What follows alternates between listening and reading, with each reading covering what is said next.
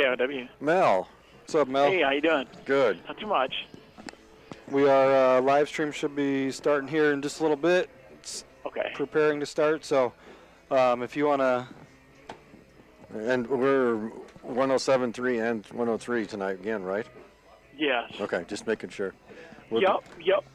Cool, dude. We're not. I'm not going to try to get all that in like you and I talked last week. We're just going to abbreviate. It's that. Make it a lot simpler for you. So. Yep. And it works and it sounds good. Good. We'll do it. So live stream is up. So once you jump off with us, Mel, just double check that we can hear it. Yep, I will make sure that I can listen to all your volumes and your mics are working and all that stuff. So I can hear you fine on here. So I will go ahead and get you transferred over. All right. Thanks, buddy. Cool. Thanks. Have a good one. You too. Have a great game. All right. Just do a quick check. 1, 2, 3. 1, 2, 3. You guys there? Yep. All right. Hey, have a great game. Thank you. You too. Yep. Look at this week's prep and college game. Now from our studios in Des Moines, Todd Kim. The Cyclones and Hawkeyes hope to finish strong. Iowa State hosts Oklahoma, while Iowa's at home against Northwestern. UNI is at Southern Illinois, and it's the round of 16 in the high school playoffs. That and more on the Scouting Report. This is Dawn Heatland, physical therapist at Hancock County Health System. Are you looking for a way to rehabilitate that nagging injury? Or maybe you need to reteach your body and mind to do the things you used to do with ease. Hancock County Health System physical, occupational, and speech therapy programs are here for you. For high school athletes to retirees, IHSAA will guide you in minimizing your pain and maximizing your mobility. Hancock County Health System, your health, our care, a lasting partnership. The Scouting Report from Radio Iowa Sports. As Iowa State and Iowa enter the final month of the season, both need to finish strong. At 3 and 4, the Cyclones and Hawkeyes need to win 3 of their final 5 to avoid being home for the holidays. It's been a while. The last time both programs missed a bowl game in the same season was back in 2007. ISU hosts Oklahoma, and after a string of frustrating losses, is still in search of its first Big 12 win. The urgency is, man, you've been so close. And, you literally have been right there pretty much every step of the way this season. And I think the urgency is the ability to get this thing, to get over the hump and to make those plays in the moment. And I think that the only way to do it is continue to pound away at your craft. That's Cyclone coach Matt Campbell. It's an 11 a.m. kickoff at Jack Trice Stadium. Fox Sports 1 has the coverage. After the 158-yard, 6-turnover comedy show by the Iowa offense at a blowout loss to Ohio State, Kirk Ferentz said this week he was not ready to name a starting quarterback heading into tomorrow's game at home against Northwestern.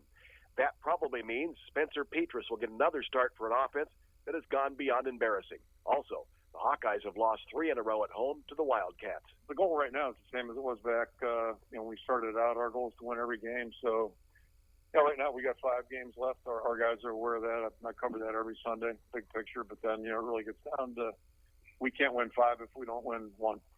So that's really all that matters at this point. It's a 2:35 kickoff in Kinnick Stadium. The game will be televised by ESPN2. Winners of 4 of their last 5. UNI is on the road in Missouri Valley Conference action to take on 24th-ranked Southern Illinois. The Salukis are 4-1 in the Valley after a loss at South Dakota.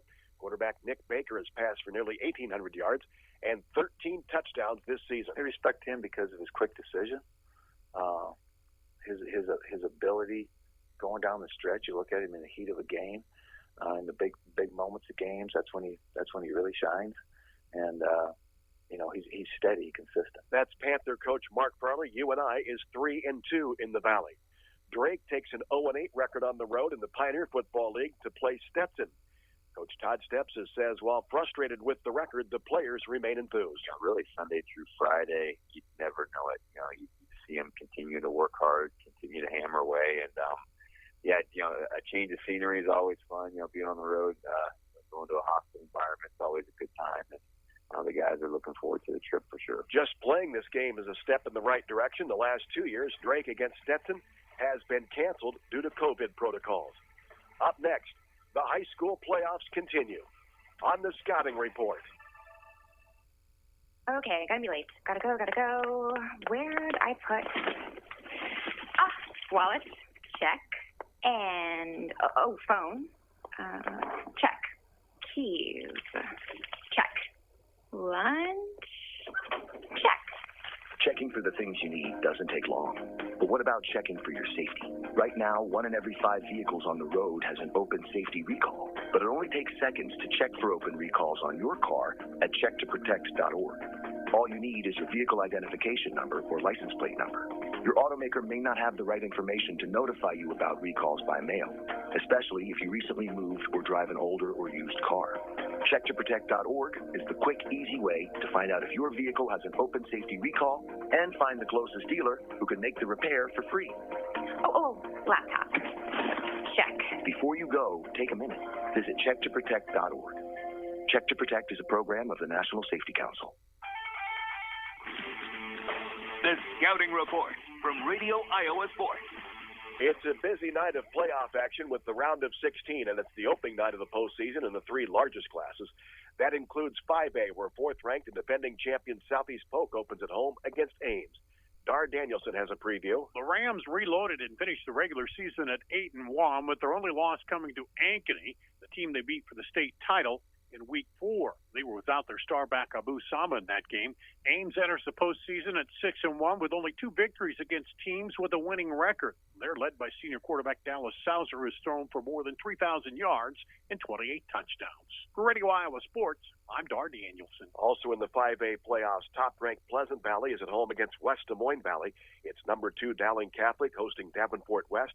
3rd-ranked Ankeny's at home against number 9 Sioux City East. In 4A, 5th-ranked Iowa City Liberty opens at home against Webster City. Quinn Douglas reports. Webster City head coach Bob Howard believes his balanced single-wing backfield this 2022 season will force Iowa City Liberty to defend all portions of the line of scrimmage. Our offensive system is to try to be able to hit every spot across the front, and if they're going to key on Jackson Cherry, which a lot of people will, and Fissler and McKinney certainly are really dangerous and very good backs too. Howard also says that a challenge in preparing for Iowa City Liberty is a numbers game as well. They've got big kids, they've got a lot of them, and they play most of them one way, and that makes a big difference with your practice time and how you prepare, because you can get, like we faced last year when we went to Xavier, you're playing against a team that's practicing twice as much on their defense as you are on yours. Iowa City Liberty head coach James Harris says the toughest thing in preparation for Webster City's single-wing attack is getting a good look from the scout team. I mean, I think the biggest challenge is just getting your scout guys to be able to execute it, with some semblance. So, you guys, it's a tough scheme to run. It's a lot of misdirection, a lot of stuff that's hard to follow. That's Quinn Douglas reporting from KQWC in Webster City. Also in 4A, number 1 Lewis Central hosts Lamar's. It's 2nd-ranked Cedar Rapids Xavier at home against Cedar Rapids Washington, while 3rd-ranked Waverly Shell Rock plays host to Fort Madison. In the 3A opening round, top-ranked Harlan is at home against MOC Floyd Valley. It's number 2 Mount Vernon hosting 9th-ranked Central DeWitt.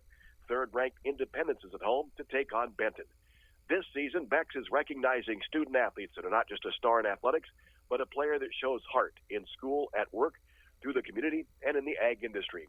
Experience on the family farm developed an interest in food science and nutrition for Ballard's Peyton Noe, which is important for a cross-country and track athlete. It's definitely a really big part of my life and making sure I'm fueling myself for what I want to do. So that definitely brought it to my attention, and I just realized that I was really interested in it, and I wanted to pursue it in the future. Weston Drost of East Sac County says as he's gotten older, his role on the family farm has increased. My favorite part of it would probably be harvest.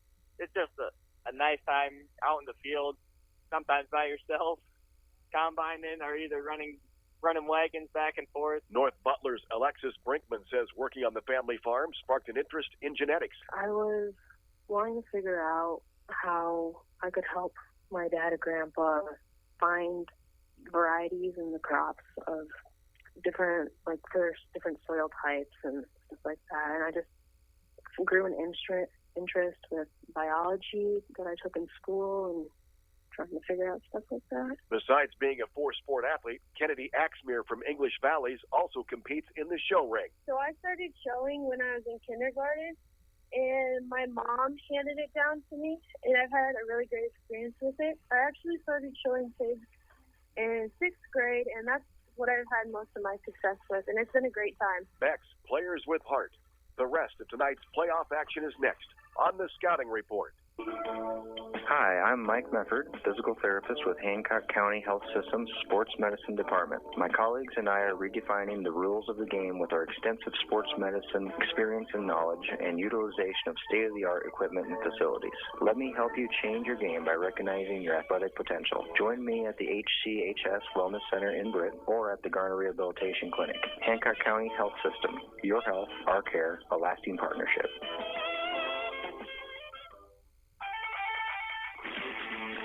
The Scouting Report from Radio Iowa Sports. It's the second week of the playoffs in the 4 smallest classes, and rated foes meet an 8-player as 8th-ranked West Harrison hosts number 10 Grettinger Terrell Ruthven Ayrshire. Nathan Poole has a preview. Even though West Harrison has already played in tough contests this season, West Harrison football coach Andrew Stevenson says tonight's matchup may be the toughest one yet and sees a lot of similarities with the two teams. We look a lot alike. Our size is pretty similar, but they're a senior-led team. And their line and their quarterback and the receivers, they do a real good job of finding open space for him, and he's a true dual-threat guy. GTRA football coach Todd Huff says his team is looking forward to the challenge. They're a good football team. They're 9-0 for a reason. They've got offensively, they can kind of do a little bit of everything. They got a really good running back who will just kind of snap the ball back to and kind of let him go to work. Not a real big back, but he's really quick, fast, and shifty, so it's going to be important that we kind of good gap responsibility. And then they also got a bigger quarterback that can throw the ball really well, and they got some really good receivers. I think they got a one receiver that's about 6'5" that they throw the ball to sometimes. So they're going to be tough on offense. You know, they can do a little bit of everything. The winner advances to the quarterfinal rounds next Thursday night. For the Radio Iowa Scouting Report, I'm Nathan Poole. Also an 8-player, top-ranked Remsen St. Mary's at home against West Bend Mallard. Second-ranked Waco hosts Central City. It's third-ranked Don Bosco at home against number 7 Newell Fonda.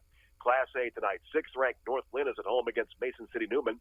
Bob Fisher reports. Newman coach Rich McCardle says while North Lynn's offense is similar to what they've seen the last couple of weeks of wins over North Union and Hudson, he's the most concerned about the speed of the Lynx. They're not huge up front. They're good size, but they are athletic and fast. So the quickness at level, I think, goes up a little bit. For our defense, and it would be challenging a little bit because they're still quick, athletic. They move the ball well. Obviously, they score a lot of points. Both teams 8-1 heading into tonight's contest, with each team losing to a ranked opponent early in the season. Newman falling to number 1 West Hancock in week 2. Northland falling to 8th-ranked Alburnett in the first week. In Mason City, I'm Bob Fisher for the Scouting Report. Top-ranked West Hancock is at home tonight against Wapsie Valley. It's number 2 Linville Sully hosting Mount Ayr. Grundy Center. 4th-ranked in Class 1A, West Sioux hosts number 7 Carroll Kemper.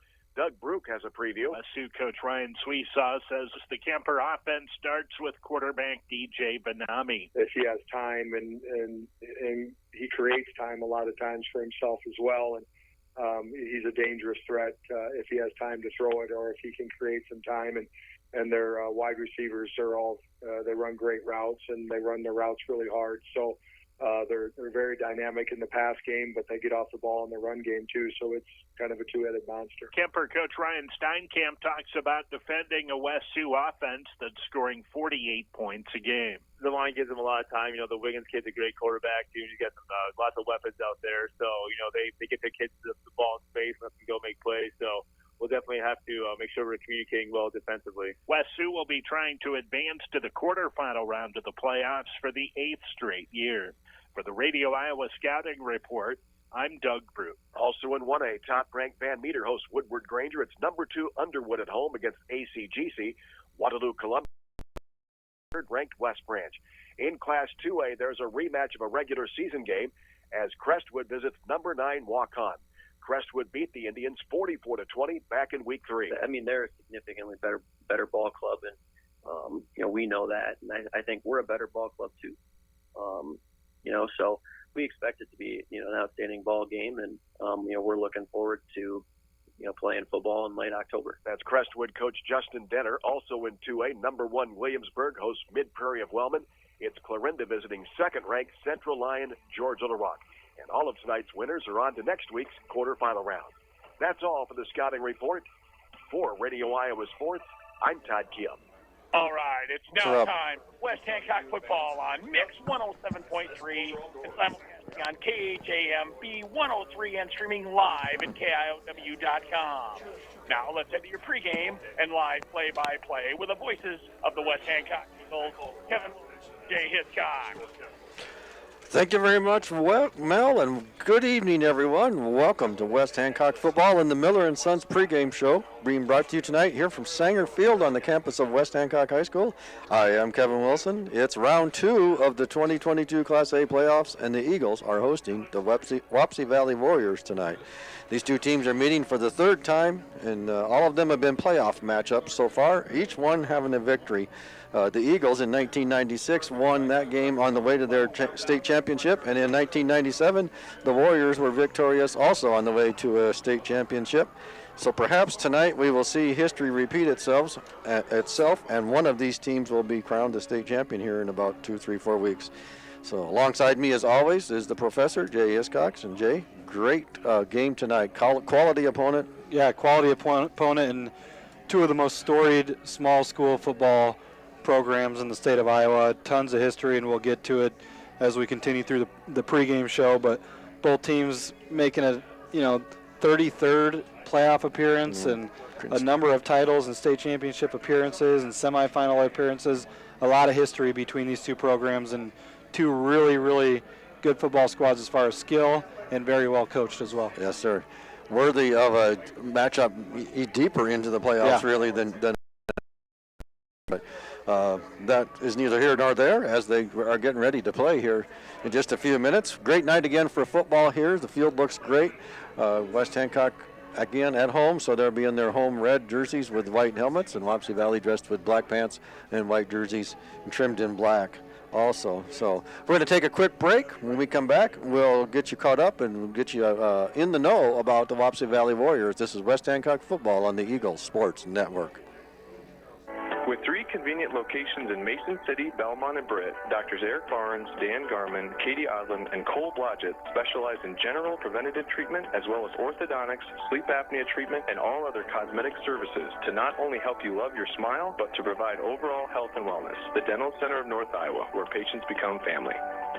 Hi, I'm Kevin Sanger, proud to be an Eagle. If you're looking for guidance with your financial goals, including insurance and investments, we should have a conversation. Let's prepare for the future together. Give me a call, 515-341-2151. That's 515-341-2151. Go Eagles. Registered representative, investment advisor representative with Securian Financial Services, Inc. Securities and investment advisory services offered through Securian Financial Services, Inc. Member FINRA/SIPC. Securian Advisors Mid-America is independently owned and operated. 124 East Walnut Street, Suite 340, Mankato, Minnesota, 56001. 356-294-IQFU/2-1. Summit House Retirement Community is the place to be. Worry-free maintenance, spacious, affordable apartments with a beautifully landscaped courtyard. Call Terry Tweedy at 843-3333. Summit House in Britt, where the fun never ends.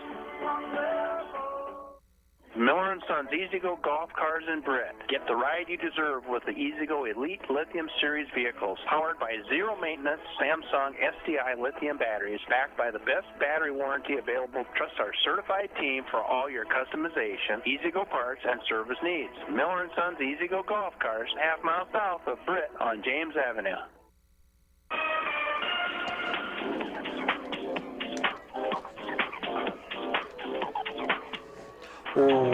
Welcome back, everyone. Tonight's pregame show, again, is being brought to you by Miller & Sons Golf Cars in Britt. Your E-Z-GO headquarters for golf car sales, service, finance, and leasing. Plus, they sell Cushman haulers and Aluma trailers. That's Miller & Sons E-Z-GO Golf Cars, just a mile south of Britt on James Avenue. Check them out at millergolfcars.com. So, Jay, Wapsie Valley Warriors come in here, and you mentioned it earlier, storied tradition. Yeah, really a rich tradition, and like the Eagles, the Warriors making their 33rd postseason appearance. They have been to the championship game 7 times, winning 5 of them. In 1997, the championship game, John McCowan caught 4 touchdown passes, a record that still stands. We could fill up the rest of the pregame show with the history of the Warriors, so we'll move on to the current version, though, because it's pretty extensive, just like our Eagles. Coach Dwayne Foster leads the number 2 team in District 3, Their only district loss was a 20-7 setback to Grundy Center. I believe that was in week 3. Their other loss was in a non-district season opener against Denver, a 1A qualifier, who was defeated last week by Columbus Catholic. In their first round game Friday, the Warriors shut out St. Ansgar 35-0. Senior quarterback Casey O'Donnell has completed 72 passes this year to go with 18 touchdowns and 6 interceptions. He also has 44 rushes for 166 yards and 2 touchdowns. The Warriors are primarily a rushing team, garnering just over 1,800 yards, and we'll get to the rest of the Warriors here in just a bit. We're going to step aside here as the West Hancock Choir, I believe, is going to bring us the national anthem. Under the direction of Miss London Dodd. Please remain standing until the colors exit the field.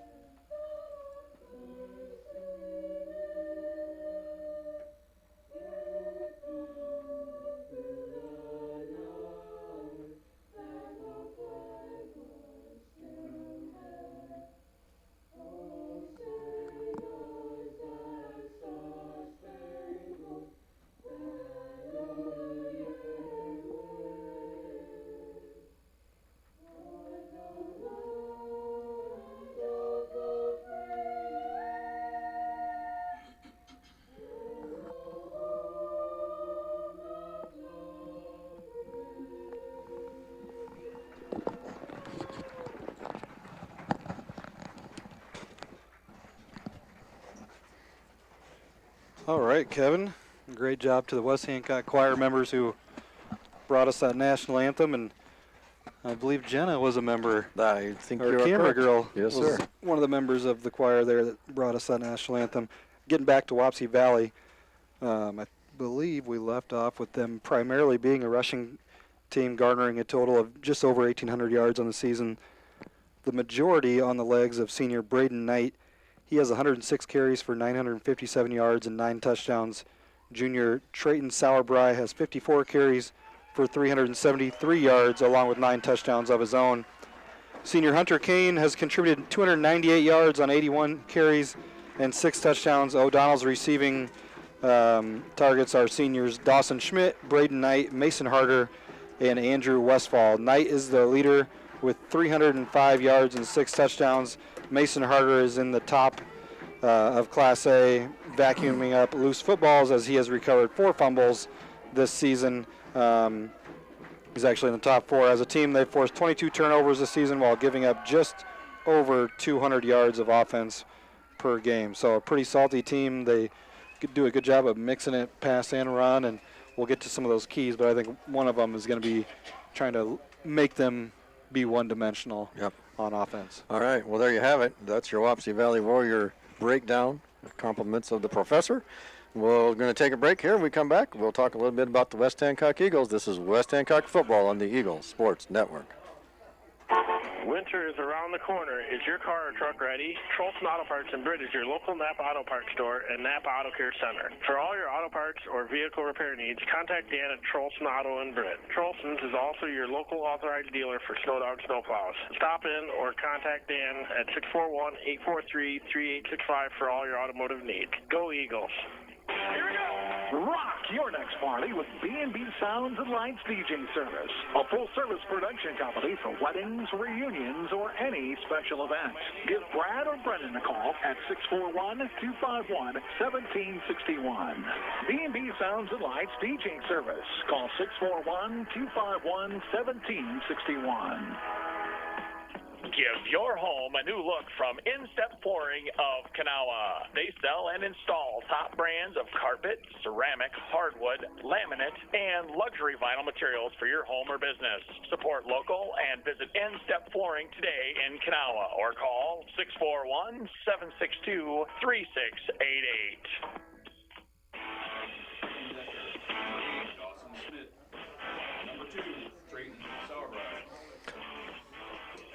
All right, welcome back, everyone. And as promised, we will get right down to the West Hancock Eagles. So, Jay, why don't you tell us a little bit about the Eagles? Yep, the Eagles began their defense of the state title with the victory over Nashua Plainfield. Cale Zool led the way with 112 yards rushing and 4 touchdowns. As a team, the Eagles put up 346 rushing yards with 8 different backs getting a carry last week. The dual-threat quarterback tandem of Red Iceman and Mitchell Smith combined for 49 yards passing and 47 yards rushing. They have passed for 629 yards and 10 touchdowns this season. A dirty dozen Eagles have recorded at least 1 carry, and they're just 5 yards away from putting up 3,000 yards total while recording 46 touchdowns. The defense is giving up an average of 69 yards rushing and just 90 yards passing per game. Brighton Coogee and David Smith and company continue to feed the people with Britt Food Center sacks and are 5th in Class A in sacks recorded. They lead Class A in fumbles recovered with 17, and that defense will be challenged tonight, Kevin. And keys to the game tonight, obviously, which team can control the line of scrimmage is going to have a significant advantage. And then, to me, on West Hancock's side, can we make them one-dimensional, take away their run game? Because if they have a good mix of run and pass and have good balance, they're going to be a really hard team to defend with the weapons that they have. They have a couple good running backs that can hurt you, some receivers with speed, one receiver with really, really significant size. I'm sure we'll talk about him as the game goes on, but Mason Harder goes 6'7", 210, and he's a 6'7" kid that can move well too. So, and then for Wapsie, can they counter the diversity of the Eagles' weapons that we throw at them as far as formationally and just different kids carrying the ball and trying to get them the ball in space? So it's going to be a great matchup, and we'll see what these coaches have in store for us. All right, I'm excited as we're going to keep it right here and probably going to conclude up the Miller & Sons pregame show. Once again, the pregame show is being brought to you by Miller & Sons, your easy-go headquarters for golf car sales, service, finance, and leasing. They sell Cushman haulers and Aluma trailers. That's Miller & Sons easy-go golf cars. They're just south of Britt on James Avenue. Check out their inventory at millergolfcars.com. We will take a 60-second break. When we come back after that break, we will have your starting lineup here at Sanger Field. This is West Hancock football on the home of the Eagles. Hi, this is Jared Wingert with Mojo Productions. All of us here at Mojo Productions would like to wish the Eagles good luck. Please consider our DJ services for your upcoming event. Give me a call at 515-408-1074 or find Mojo Productions on Facebook. Congratulations, Eagles, on an outstanding season. Good luck in the postseason from your locally owned J. Hiscox State Farm team in Britt. Like a good neighbor, State Farm is there. Ask Jay how you can drive safe and save up to 50% off your car insurance. Call 843-3563 for a free quote today. Britt Food Center is our locally owned hometown grocery store featuring the best cuts of quality meats, fresh produce, deli, and bakery items. Check out our weekly specials at BrittFoodCenter.com. Jackie, myself, and our staff at Britt Food Center appreciate your support and wish our Eagles good luck.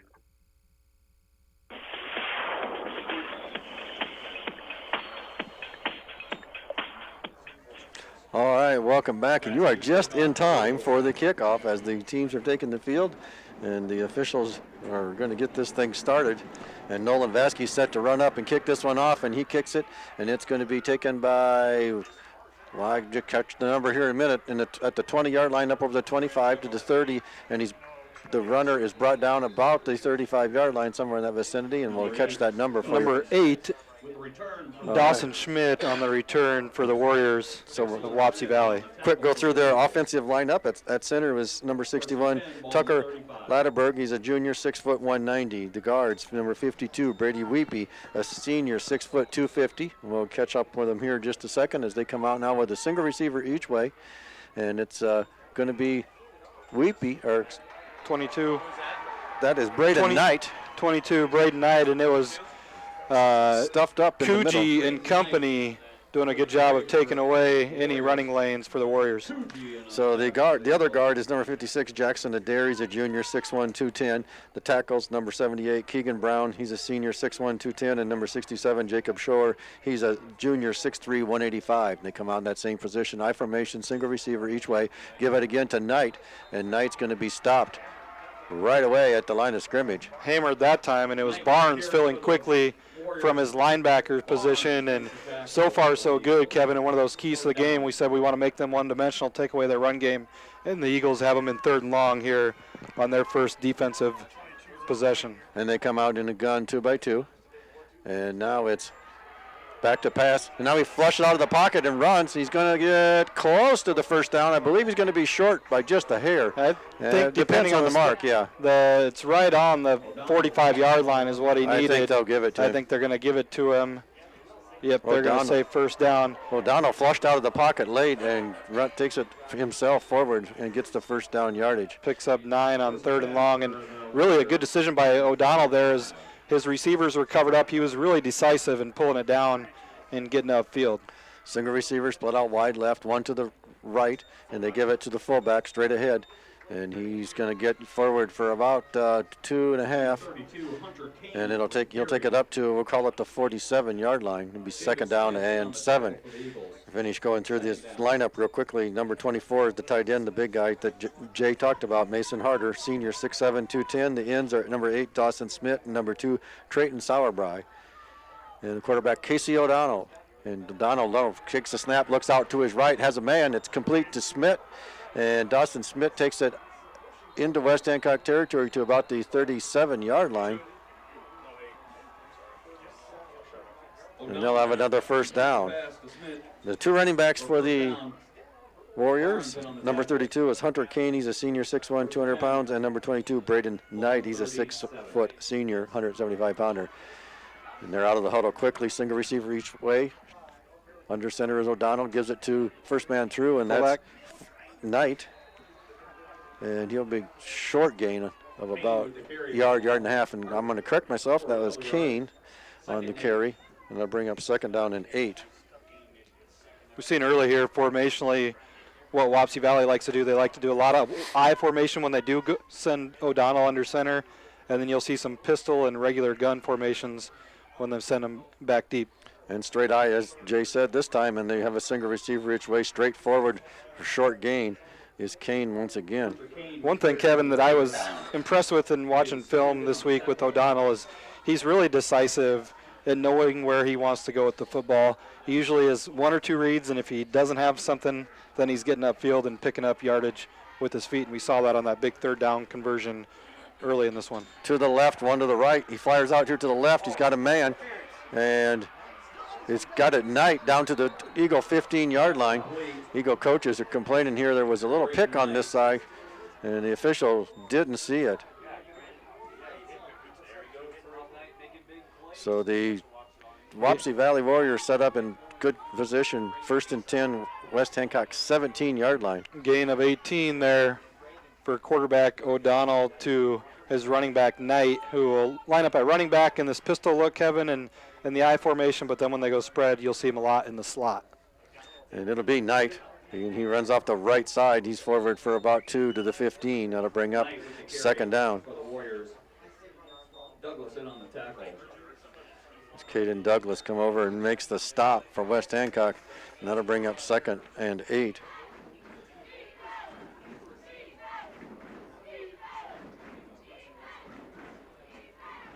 We haven't seen them target the big tight end yet in this one either. Single receiver left, and they're going to give it to the tailback. That is Braden Knight, and he's going to gain about a yard and a half. That'll bring up 3rd down and about 5. 7:52 to play. First possession for the Warriors.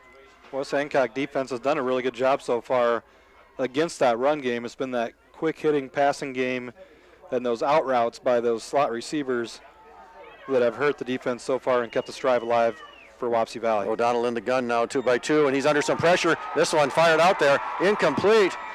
Well-timed call by Coach Sanger, the head coach and defensive coordinator, as he dials up a middle linebacker, inside linebacker blitz by Mitchell Smith. He times that perfectly, puts pressure on O'Donnell, and he's not able to make an accurate throw out there to the, I believe that was his halfback on a, yes, it was, a swing pass out there. Smith just misses getting a Britt Food Center sack, but it brings up a 4th down for Wapsie Valley. And Wapsie looks like they'll go for it here as they bring a play in. So it'll be 4th and 5 from the Eagle 17-yard line. And they're coming out with 2 receivers to the left, pistol formation. Single receiver right. O'Donnell looks right, fires out there, and they're not going to go. He's out of bounds and short of the first down. Great coverage. Actually, it was a great play by both players. It was great coverage by Jackson Peterson over there. I don't know how that ball got fit in there. Great catch by the receiver. Who was the receiver on that play? Was that number 8? I believe it was. So it was completed, but he was short of the sticks. Yeah, he stepped out of bounds. Stepped out of bounds about a yard short.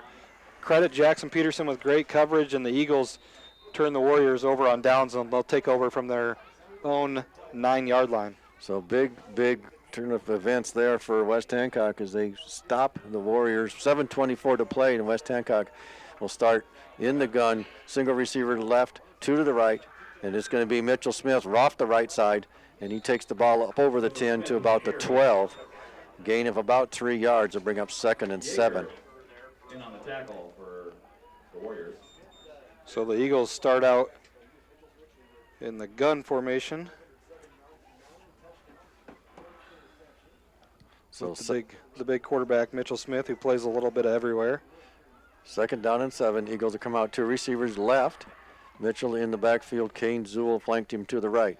And it'll be Mitchell once again. Kane's out front, got a good block, kicks him out, and Mitchell's going to be close to the first down yardage. He'll be at the 18-yard line. It'll be 3rd and 1. Yeah, he's going to be about a yard short, Kevin. Your eyes are good so far early in this one, but a good run there by Mitchell Smith, and I believe that was Jake Wood pulling from the guard position to open up some room, along with Kale Zool. Yeah, Kale and Jake. Jake did a nice job keeping the inside defender out, and Kale did a nice job kicking the outside defender out a little further. So Eagles will come out now, full house backfield. Red Eisman under center, turns, gives the ball to Zool. Zool off the right side, and he's going to have the first down up. He takes it up over the 20-yard line to about the 21. Defensively, Kevin, Wapsie Valley last week versus St. Ansgar, they stacked the box, and when I say they stacked the box, they were in a phone booth with them. And really, if they were to do that against us in our base formation, look for Ryland Barnes to be targeted on some play action pass looks. And they've got everybody but one now within 3 yards of the line of scrimmage, and it's Newell once again, and he gets it up to just over the 25. And that'll bring us about a gain of 3 on first down, 2nd and 7. 2nd down. 2 really good football teams in this one, and it's the round of 16 in all classes this week as the 3A, 4A, and 5A get started this weekend as well. So we'll try to bring you as many scores as we can tonight. When Jackson Peterson wing to the right, Mitchell Smith under center. Mitch keeps it, goes to his left, and he had a lot of green if he'd have kicked it out a little further, but he chose to get upfield, and he gets just a yard, and that brings up 3rd down and 6 for West Hancock. Yeah, I'd like to see Mitch kind of hold his fakes a little bit better there as he was trying to get out on the edge quicker, and sometimes you got to be a good ball handler there and kind of trick that defense with the fakes, and that time Wapsie was not fooled. So 2 receivers to the left, Peterson and Calles. And here's Mitchell. Mitchell fakes the handoff to and passes. He's got a man out here to Barnes, complete at the 45-yard line and out of bounds at the 46. Ryland Barnes, and it'll be 1st and 10 West Hancock. Gain of 22 on the pass play from Smith to Barnes, and Smith dropped a dime out here on the near sideline to Barnes. Beautiful throw and catch, and the Eagles move the chains. 4:53 to play in the first quarter. West Hancock on the move here. Eisman under center, wing to the right is Jackson Peterson. and it's going to be Kellen Smith. Kellen looking for some room to run, and he's drug out of bounds at about the 49-yard line. And it'll be a gain of about 2. So it'll bring up 2nd and 8. So West Hancock a yard from the midfield stripe. 4:42 to play in the first quarter. Eisman's under center. Kayez wing to the left. And he's going to give it to Jackson Peterson. Jackson's got the corner. He's into the secondary. And he's got West Hancock first down into Wapsie Valley territory at the 43-yard line. I believe we got a flag down. Oh, we do have a flag down. And that time you had a lot of Wapsie players running around scrambling right before the snap. We'll see what the call is. It's going to be a hold against West Hancock. So that'll make it 2nd down and long now for West Hancock. We're going to see from the spot of the foul 6. Subtract, carry the 1. You bet. I'm going to come up with 2nd and 17. Sounds good. So they'll move it back to the Eagle 41-yard line. They need to get to the Wapsie 43-yard line to get a first down now. Eagles going to go out of the gun formation. And a bunch set over here on the near side, Kevin. Bunch to the right. And Mitchell Smith rolls to his right, looking downfield. Now he fires one out there. Oh, no. And this one's short and intercepted. And it'll be intercepted by number 2. That's Trayton Sauerbry.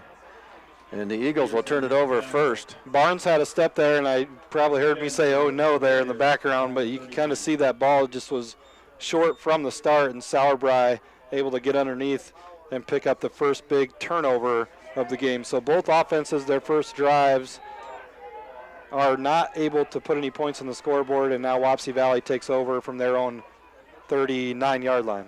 And they come out with a single receiver each way. O'Donnell under center, and he's going to give it to his second man through, and he's going nowhere. In fact, he might have lost some yards. They're going to give him, they're going to give him a short loss on that one. That'll bring up 2nd down and 11.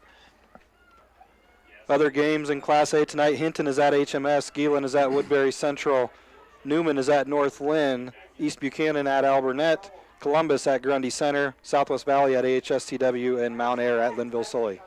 Single receiver each way for the Warriors. Now they pitch it out here, and Smith takes it. I believe that's Smith. Knight, excuse me. And Knight takes it up to about the 47-yard line. It'll be 3rd down and 2.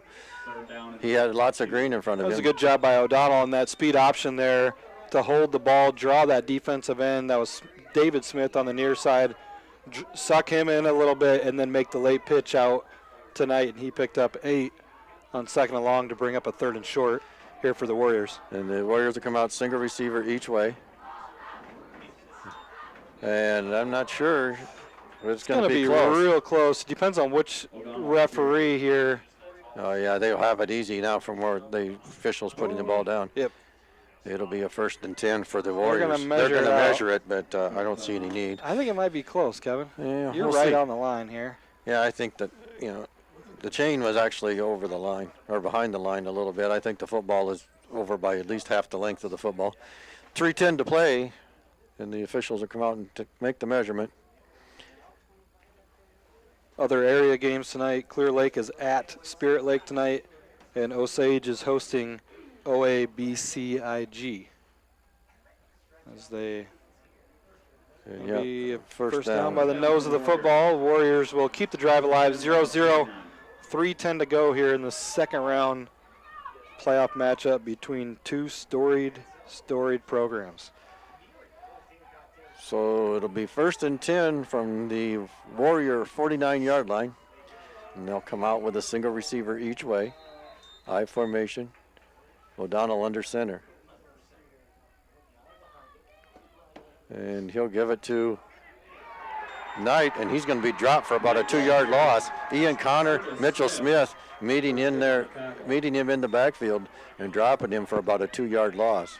West Hancock been terrific against that I formation run game of the Knights. That's how they want to soften up defenses, Kevin, and then that gets their passing game going. But West Hancock, especially that defensive line and front seven, those linebackers included, have been able to stuff Knight and company. Single receiver each way, and there's going to be a flag, and there's going to be motion. They moved a little early there this time. So our drive was stalled by a holding penalty, and I got to believe this drive, a procedure penalty against the Warriors, going to back them up 5.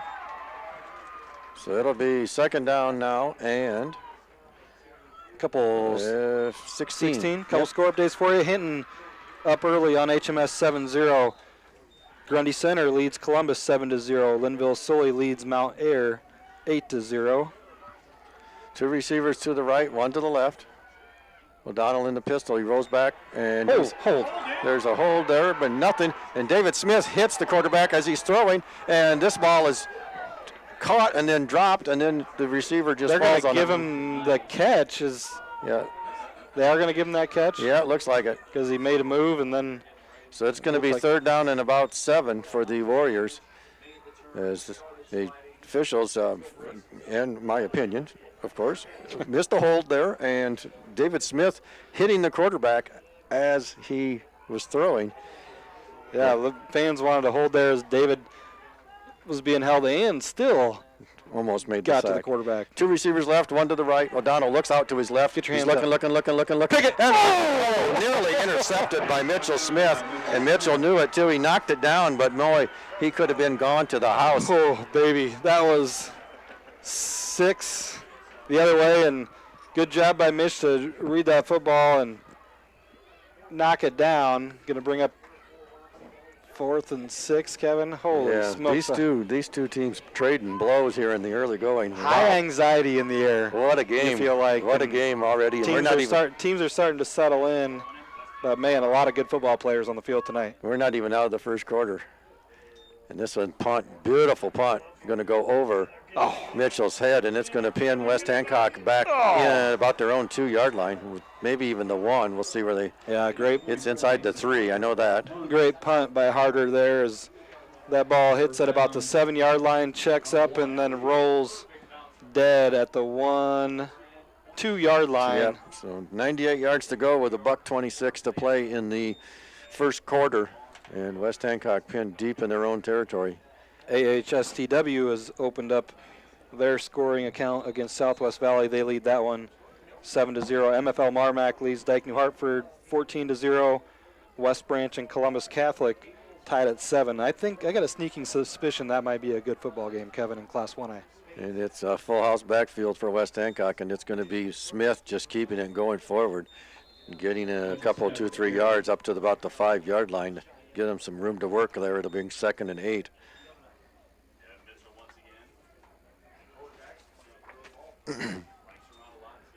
$1:11 to play, first quarter. Pablo Calles, a long run as he has to run clear out to the end zone to get this play in for the Eagles. No score here, 53 ticks to play in the first quarter. West Hancock will come out. Eisman under center. And it'll be Zool. Zool through the line and into the secondary, and he's going to be over the 10 up to the 14, 15-yard line. He'll have a first down. West Hancock out of the shadow of their own end zone. Great run there by Cale Zool, gain of 10. And one thing I know you spoke with some coaches, and I did as well, one thing they really wanted Cale to do this week is emphasize getting to the line of scrimmage quickly, hitting the hole quickly, and that time he did a great job of getting there and then finding space to pick up the first down. Wing to the left for the Eagles. It's Zool once again, and he takes on tacklers and pulls them, pushes them, bulldozes them is what I'm trying to get to here, up to the 24-yard line, and it'll be 2nd and 5.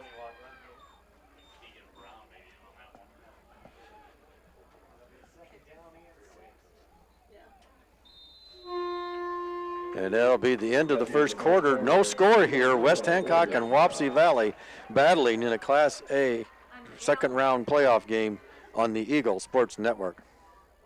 Hi, I'm Dave Stroslick, president of Stellar Industries. The employee owners of Stellar Industries reflect the values of small-town living: honesty, integrity, kindness, and caring. With locations in Garner, Kanawha, and Mason City, Stellar is a proud supporter of high school athletes from across the North Iowa area. Log on to StellarIndustries.com to learn more about Stellar and how you can become part of our family.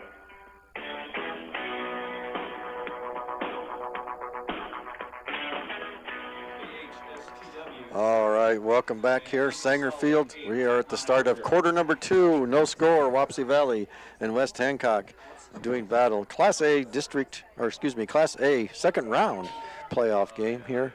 And two programs, both these programs, if you missed the pregame show, both these programs been to the postseason 33 times. And see, what did we say? The playoffs started in 1972. Yes, is that right? So this is the 50th year. Yeah. So not very many times these two teams haven't been there, and there's what they share 9 championships between the two teams. 9 championships. Wapsie with 5. They played in 7 state championship games. Right, and there's 6 West runner-ups Hancock between the two teams. 4, yeah. So 9 championships and 6 runner-ups on the field here tonight. These teams are both used to playing in big games, and we got a big one tonight. So the Eagles will come out now, full house backfield, and they're going to give it to Jackson Peterson. He's got some room to run. He spins out of a tackle and gets it up over the 20 to about the 23-yard line. It can be 3rd and 1. Short. Yeah, 3rd and 1 for West Hancock on the first play of the second quarter. Again, no score. JP's first official carry of the game. His first carry was wiped out by a holding penalty. This time the Eagles will come out wing to the left, and it'll be Zool off the right side. He's got first down yardage and more as he takes it up to the 30, gain of about 6. They're going to give him the 31, actually. Let's see. Yep, going to give him the 31-yard line. And Zool always runs hard, but he's running with a little pep in his step tonight, hitting the hole hard, Kevin. And one thing we talked about last week is the amount of kids that have carried the ball this season. Zool is a lot fresher at this point in the season than prior fullbacks in the past. And this one's Kellen Smith. Kellen takes on a tackler, and he gets forward for a couple, 2-3 yards on first down, and that'll bring up second down, and we'll call it 7 for West Hancock. So the first quarter is already over, and this is just our second offensive possession, Kevin. So these teams moving the ball up and down the field. Right now, Wapsie winning the turnover battle as they had an interception early in the first period. But West Hancock on the move now with wing to the right. Mitchell Smith under center. And Mitch back to pass, and he's got Rylan Barnes over the middle at the 38-yard line, 37-yard line. Rylan climbing the ladder to go up and get that ball. So it'll be 3rd and 3. Eagles staying ahead of the chains so far. And I noticed that the Wapsie defenders closed quick. They realized that Rylan was open there in the flat. Yeah, right. If any time we drop back to pass, the one guy you want to make sure you cover up is number 5 for West Hancock, as he's been a big weapon in the passing game. And trips to the right now for Eagles, and they hand it out here or throw it out to Barnes. Barnes escapes a tackle and gets into Wapsie territory to the 48. It'll be first down, West Hancock. 9:56 to play, second quarter. Gain of 14 on the connection from Smith to Barnes there, and Barnes is up to 3 catches, 41 yards. That's the same setup we saw, Kevin, against HMS that HMS really never adjusted to in the first half. That really changed the outcome of that game, with Barnes lining up here on Smith's left and running basically an 8-yard stop route. So trips to the right, and it's Mitchell Smith carrying, spins out of the tackle, takes it up to the 45. That'll bring up second down and 7.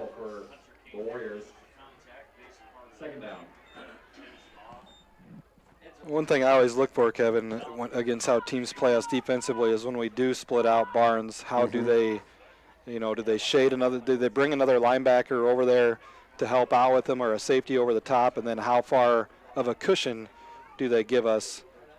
And now the Eagles come out wing to the left. They give it to Jackson Peterson. Oh, big hole. And Jackson laying the lumber as he takes it over the 40. 40 to the 39-yard line. And it'll be 3rd down and 1 for the Eagles. Gain of 6 there by JP, and did a really good job of reading his pulling guard there. I believe that was Eric Martinez. Got inside of him and then able to get up the field, bring up a 3rd and short here for Red Iceman and company. Full house backfield for the Eagles, and it's Cale Zool. And Cale's got first down yardage and more as he takes it near the 35-yard line. We're going to mark him at the 36.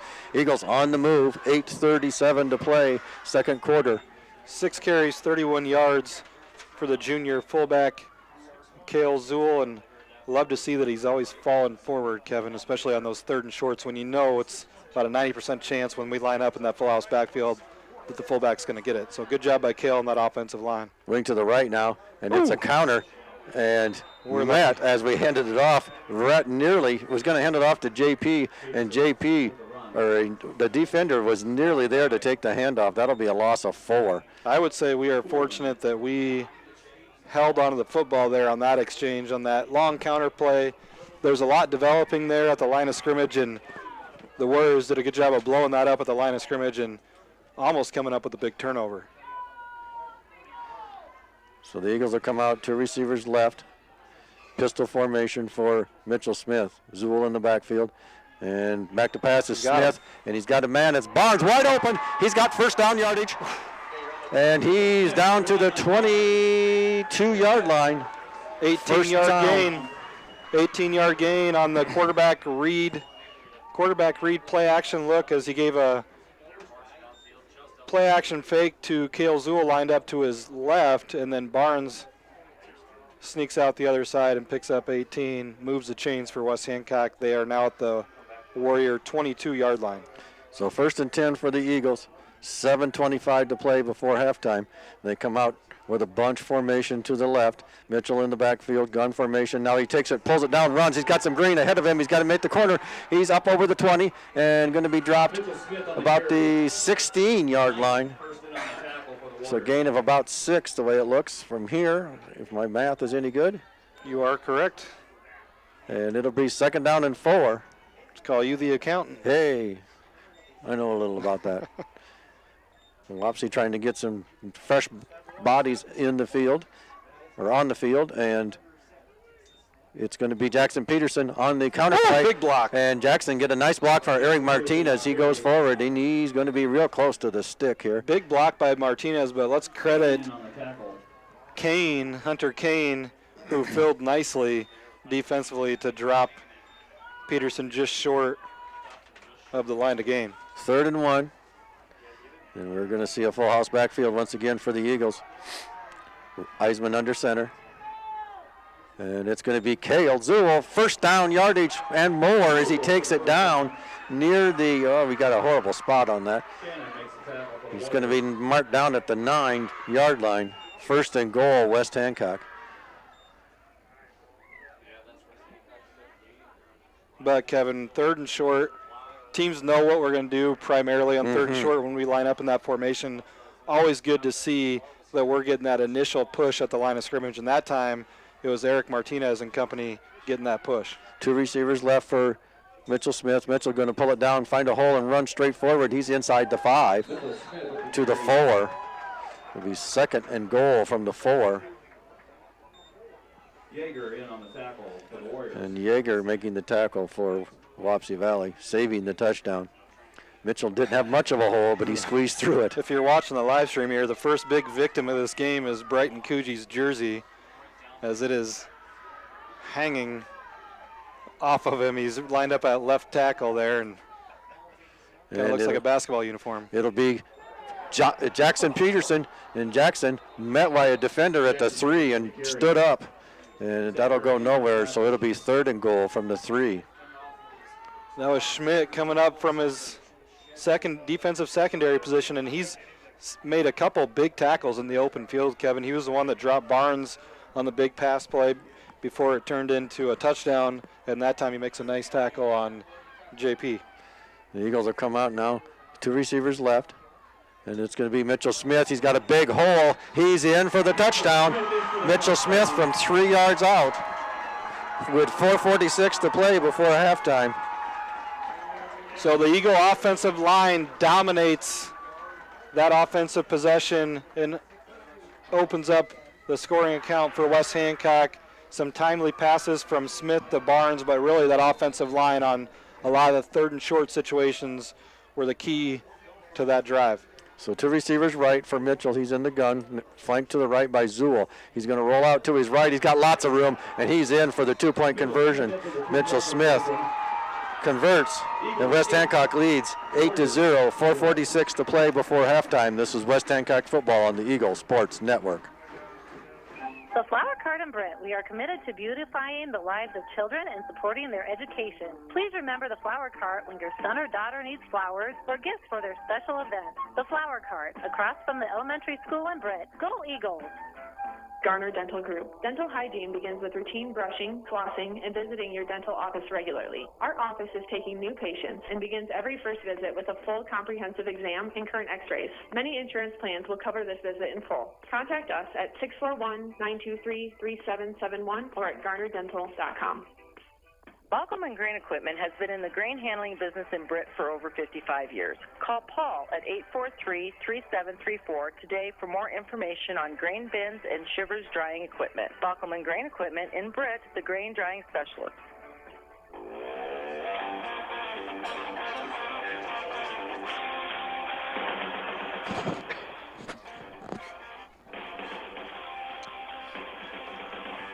Welcome back, everyone. 4:46 to play here before the halftime break at Sanger Field, and West Hancock on the board, leading 8-0 over the Wapsie Valley Warriors. Nolan Vasky set to kick off for the Eagles, and deep for the Warriors, I believe, is number 22. That's Dawson Smith, and the kick is going to be taken by number 8. At the 20-yard line, 15. He spins out of a tackle, and he kicks it up over the 40-yard line and brought down about the 44. They'll start with good field position with 4:40 to play before the halftime break. So the Eagle defense will come on now and try to maintain the shutout. Yeah, returner there did a good job of just kind of staying small and skinny and getting through a couple running lanes, and it looked like he might pop out the other side, but gives the Warriors good field position here to open up their third drive. And it'll be the fullback, and he's going to be dropped after a short game. Well, actually, he's going to get about 5 out of it. He'll be up to the Eagle 48-yard line. And that's Hunter Kane on the carry. Actually, excuse me, that I get 32-22 mixed up there. That was Braden Knight. Knight is typically the deep back, the eye back, as old Nebraska fans would call it. Single receiver each way, and O'Donnell keeps it, rolls out to his left, pitches, and the ball's on the ground, and it's going to be covered up by the Warriors, but they'll lose a couple, 2-3 yards, and then they'll bring up 3rd down and 9. Yeah, that's the thing when you're doing that triple option, Kevin, when you're stretching that out on the line of scrimmage and you make that late pitch, a lot of times that late pitch can lead to an inaccurate pitch, and that time it was. Knight did a good job of just falling back on it to give his team a 3rd down opportunity. 2 receivers right, 1 to the left. O'Donnell rolling out to the left, under pressure, throws it out, incomplete. And he was under some heavy pressure by Brady Bixel. He closed fast. He was going to introduce himself to the quarterback and nearly got there before the ball was released. That's one thing to watch. When Bixel does come into the game on 3rd and long, Kevin, a lot of times Coach Sanger likes to send him on the blitz. He's a different style linebacker. He's a little bit smaller, but he's quick, and he does a really good job of putting pressure on quarterbacks. That time he forces the big incompletion as big number 24, Mason Harder, will line up to punt the ball. He got off a beauty last time. You're not going to snap the ball over his head either. He's 6'7", and he gets this one away, and it's going to take a bounce, and it's going to be back inside the 5 again. West Hancock going to be pinned deep at about their 6-yard line. Eagles take over with 3:29 to play before halftime break. So a good defensive stand by West Hancock, aided a little bit by the loss on the fumble by the Warriors. Al Burnett and East Buchanan underway. 14-8, Al Burnett leads that one. That's going to be a really good football game. That's a rematch from early in the season. Woodbury Central still 14-0 over Gielan, and Grundy Center opening things up. They lead 20-0 over Columbus. So 1st and 10 for the Eagles, 3:29 to play. They're on their own 6-yard line. They come out with a wing to the right, and it's going to be Zool straight ahead, and he's going to get short yardage, maybe a yard at the best. They're going to call it no gain, so 2nd down and 10 for West Hancock.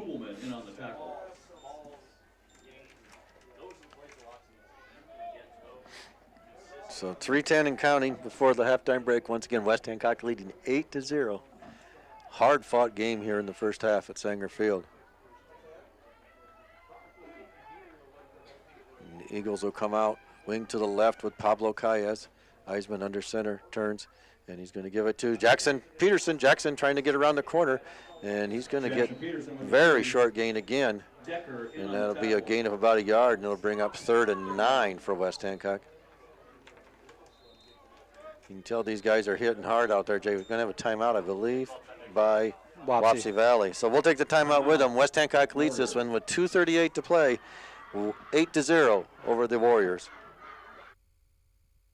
Swenson's Hardware in Britt is ready to help you do it best. In-store or online, 24/7 at swensons.doitbest.com. Lawn and garden, tools, automotive, home and hardware, building materials, electrical, plumbing, heating, plus Valspar paint and accessories. Free, fast delivery to our store. Swenson's Do It Best Hardware in Britt for over 40 years. Enter today to win one of 2 $500 shopping sprees in-store.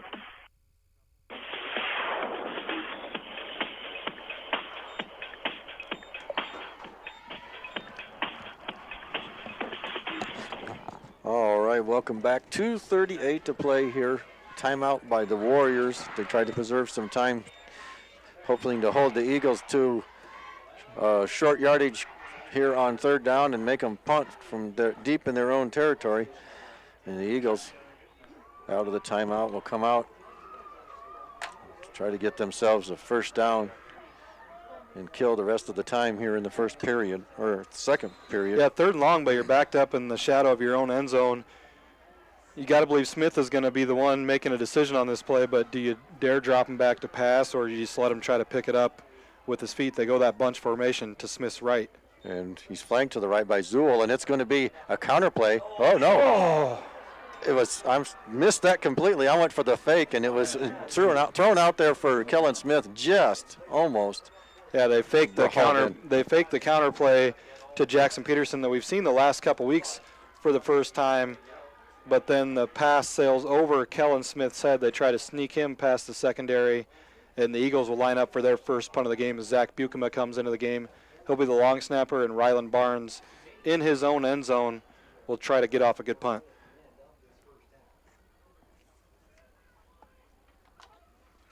Barnes standing in his end zone about 5 yards, and he gets it off, and it's a nice punt over Smith's head into his own territory, and he's running, picks it up about a 42-yard line, and he's going to be brought down into West Hancock territory at about the 40. And we're going to mark him out at the 38, 39. Smith's one of those guys that just watching him early in this game, you got a feeling he's a dangerous special teams player in that return game. Saw a kickoff return that he just about busted loose there, and that time did a good job of fielding that punt after it went over his head, found it like a baseball outfielder, and then got upfield for a nice gain. And they're going to give it to number 22, and he's going to be dropped right at the line of scrimmage. That's Braden Knight. David Smith come over and cut him down. No gain, 2nd and 10. 2:13 to play before halftime. Eagles doing a really good job against that run so far early in this one. Need to stay disciplined and keep that up. So now they put 2 to the left, 1 to the right, and back to passes O'Donnell. He looks and out to his left. He's under pressure, and O'Donnell pulls it down. He's going to get back to the line of scrimmage and run out of bounds on the near sideline. Picks up about a yard and a half there, does O'Donnell. And that'll bring up 3rd and long with 1:52 to play. Actually, yeah, 3rd and 9. He just got a yard. That time it was Caden Douglas and company putting pressure on the quarterback. That's one thing, Kevin, when you do make a team one-dimensional and take away their run game, then that gets that defensive line. You get them off schedule, you get them into these 3rd and long situations so that defensive line can really focus on getting a pass rush and not really have to worry about the run game. 2 to the left, 1 to the right, and here comes O'Donnell's flushed out of the pocket once again. He in and out of his receiver's hands, and that was intended for number 2. That's Trayton Sauerbrei. He had lots of room to run if he'd have caught it, and it went in and out of his hands, incomplete. Brings up 4th and 9. Sauerbrei's put up big numbers this year, both running the ball and catching the ball, and that time unable to come up with the catch. We'll see what Coach Foster and company does here in plus territory at the Eagle 38-yard line. He's going to think about it because he called a timeout with 1:44 to play. We'll take the timeout with him. This is West Hancock Football on the Eagle Sports Network. Rock your next party with B&B Sounds and Lights DJ service, a full-service production company for weddings, reunions, or any special event. Give Brad or Brendan a call at 641-251-1761. B&B Sounds and Lights DJ service. Call 641-251-1761. Hi, I'm Josiah Eccles. I'm Dylan Eccles. I'm Caleb Eccles. And I'm Levi Eccles, and we are proud to have played football for Coach Sanger and the West Hancock Eagles. Stay warm at the football games with West Hancock apparel and outerwear from the Cobbler Shop in Britt. From all of us at the Cobbler Shop, go Eagles!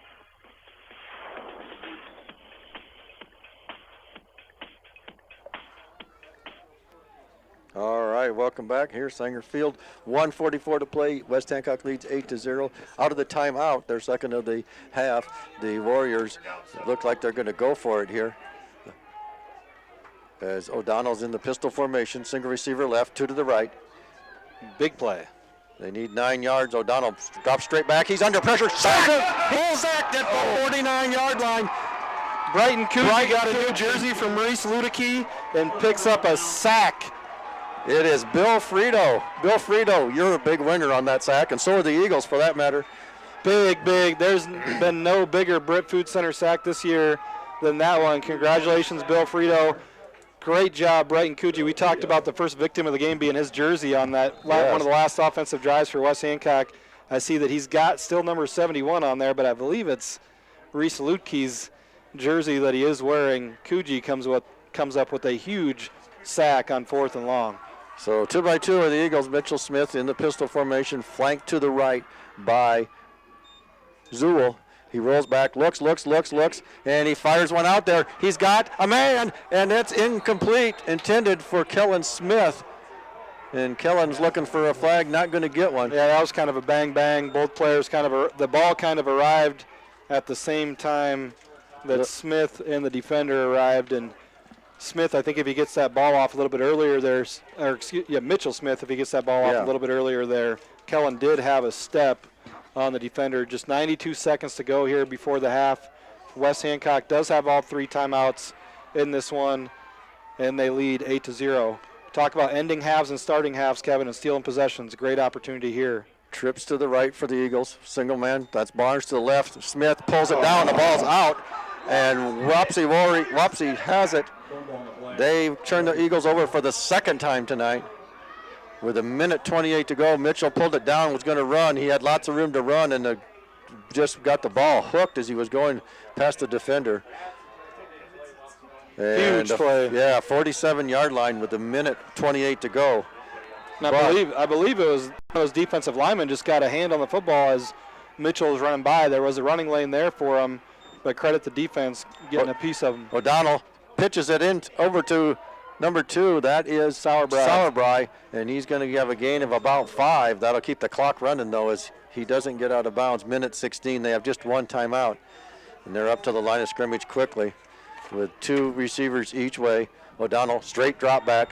Now he looks to his right. He fires over there. It's complete to Harder, he's down to the 26 or 7 yard. They're going to mark him 27-yard line with just a minute to go. Gain of 15. And O'Donnell runs clear to the sidelines to get the play, brings it in, and they come out with 2 receivers each way in the pistol formation. And we've got a timeout this time by the Eagles. They want to make sure the defense is set. We've got 48 ticks to go. We're going to keep this one right here. Yeah, so let's kind of reset what happened there. Kind of a fast and furious last few plays. Eagles force a 4th and 9 at their own, 38-yard line. Brighton Coogee comes up with a big sack. Eagles take over on downs. Pretty good field position, really, with 1.5 minutes to go. All 3 timeouts. First play from scrimmage, Smith incomplete, intended for Kellen Smith. And then the Warriors defensive lineman, I'm not sure who it was, but credit them, gets a big paw on Smith and, more importantly, a paw on the football and knocks the fumble loose, and they recover. So they take back over, and then a couple completions from O'Donnell to Sauerbrei, and then his big target, Mason Harder, have the Warriors now in position to potentially strike right before the half, Kevin, as it's going to be 1st and 10 from the Eagle 32-yard line. 48 seconds to go. Warriors with 1 timeout remaining here in this first half. 2 to the left, 1 to the right. O'Donnell straight back, and he fires out there, and it's complete. And it's up into about the 13-yard line. Now that'll be a 1st and 10. On the reception gain of about 13, O'Donnell to Knight. So the Warriors will come out of the huddle quickly. 2 receivers right, 1 to the left. O'Donnell, straight drop back, looks to his right. He's under some pressure, fires out. This one's incomplete. Into the ground at his receiver's feet. Good pressure by Coogee there, getting through, and good coverage. I believe that was either Barnes or Mitchell Smith covering up that slot. Barnes covering up that slot receiver on the dig route. So 2 to the left, 2 to the right. O'Donnell, straight drop back. And it's going to be flipped out here on the screen pass, and clock's running. Yep, clock's running. You didn't get out of bounds. 19 ticks to go. There's going to be a timeout by the Warriors. That'll be their final one. That was Kane on the catch. Coach Foster elects to call his final timeout. So it's 3rd down with 16 ticks to go before the halftime break. O'Donnell is 8 for 12 early in this one for 77 yards.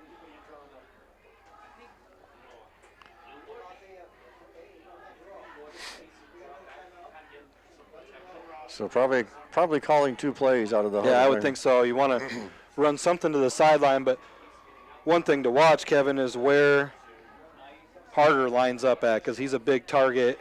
Do they line him up and try to send him up the seam? Like we talked about in the pregame, Harder comes in as the leading receiver for the Warriors.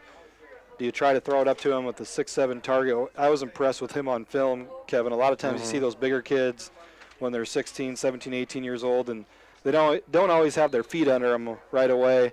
But Harder's put together well, moves well, and really does a good job of going up and high-pointing footballs. So that's one guy I'm going to watch pre-snap where he lines up, and if they try to maybe get him a look. He'll be at the tight end on this side. 2 receivers left, 1 to the right. O'Donnell under some pressure. David Smith's going to bring him down. He throws it out there, and he's in the grass when he throws it. Incomplete. That'll bring up 4th down. There was a receiver in the area as O'Donnell does all he can to fight out of that one. It looks like they are going to... Just going to be a field goal attempt. We'll it looks like it is. Yes, it is. They're bringing out the kicking tee. And Braden Knight will be the kicker. O'Donnell will hold it. This one will be balls on the 12. Yeah. He'll get the kick away from about the 18. And this one is up, and it's good. 28-yard field goal by Braden Knight. With 4 seconds to go before the halftime break. Braden Knight with a big field goal to get the Warriors on the scoreboard with just 4 seconds to go before the half. Braden Knight, I'm hearing from the other media in the press box, his first official field goal of the 2022 season. All right, so with 4 seconds to go, West Hancock is going to have probably just take a knee and go to the halftime break as they get the football to start the second half. I'd be okay if they wanted to go ahead and house a kickoff return here, but how many yards? That was 28 yards. 28 yards. They put it down on the 18-yard line, I believe. So 8-3 now is our score. 4 ticks to go before the McNeese Tire halftime show. We've had 1 sack here in the first half by the Eagles. Bill Frito is the winner of a sack of groceries. Compliments of the Britt Food Center. And if you want to be the winner of a sack of groceries, get into the Britt Food Center between 8 and 4:30 each game day and get your name in for the Britt Food Center sack of the game. And if the Eagles record a quarterback sack in that night's game and your name is drawn, you could be a winner of sack of groceries. Compliments of the Britt Food Center. And this one will be kicked, and it's going to go out of bounds. Oh, nope, it comes back in. And it's going to be taken by Kellen. Kellen Smith up over the 15 to the 20. Kellen Smith with the return.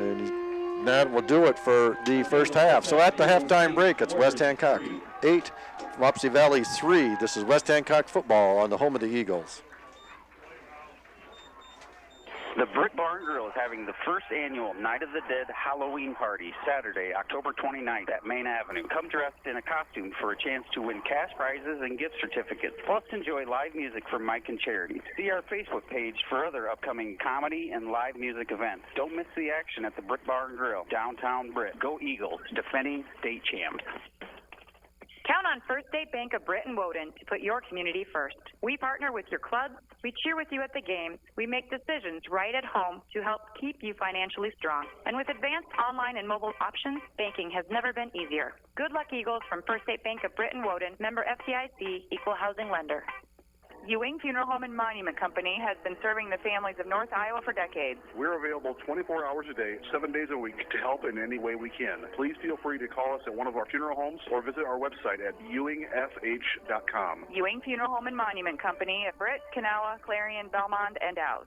Hi, I'm Brent McNeese. McNeese Tire and Automotive in Britt. Big or small jobs, we do it all. Tires, oil changes, and other vehicle maintenance, inspections, brakes, even transmission and engine work. And with 24-hour roadside service calls, count on our McNeese Tire family to be there for your child when it matters most. McNeese Tire, a mile and a half west of Britt on Highway 18. Call 843-3536 or visit us on Facebook.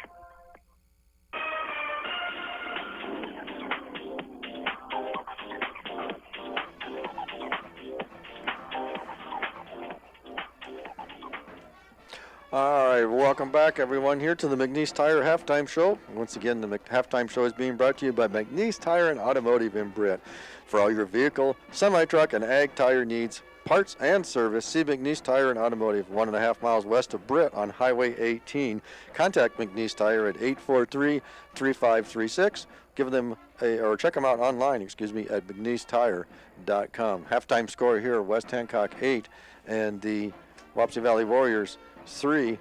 Recap the first half scoring. The Eagles struck first in after a scoreless first quarter with 4:46 to go before the halftime break. West Hancock gets on the board with a 3-yard Mitchell Smith run.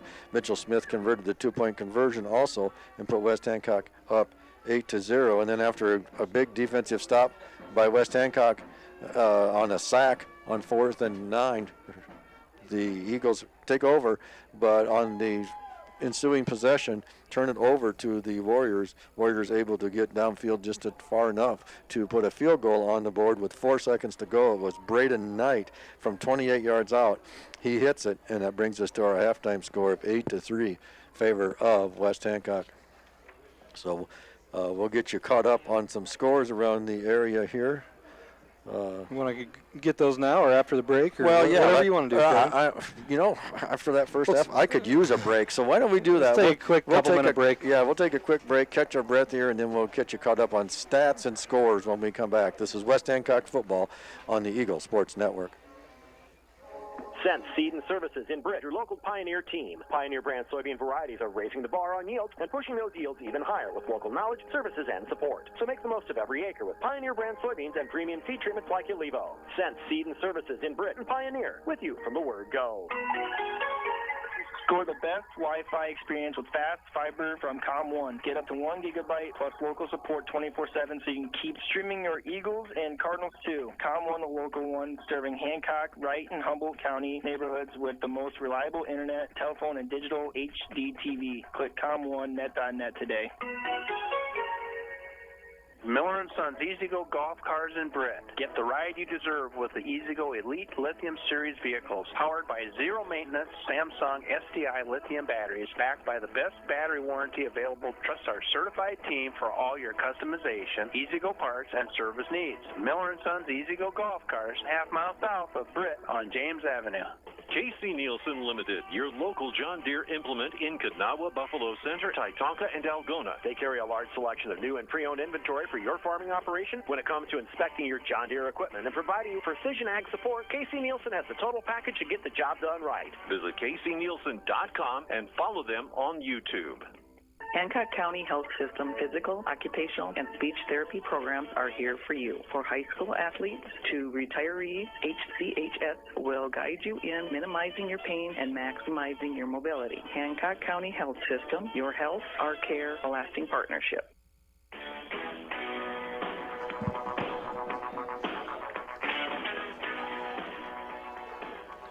Are you tough enough, Jay?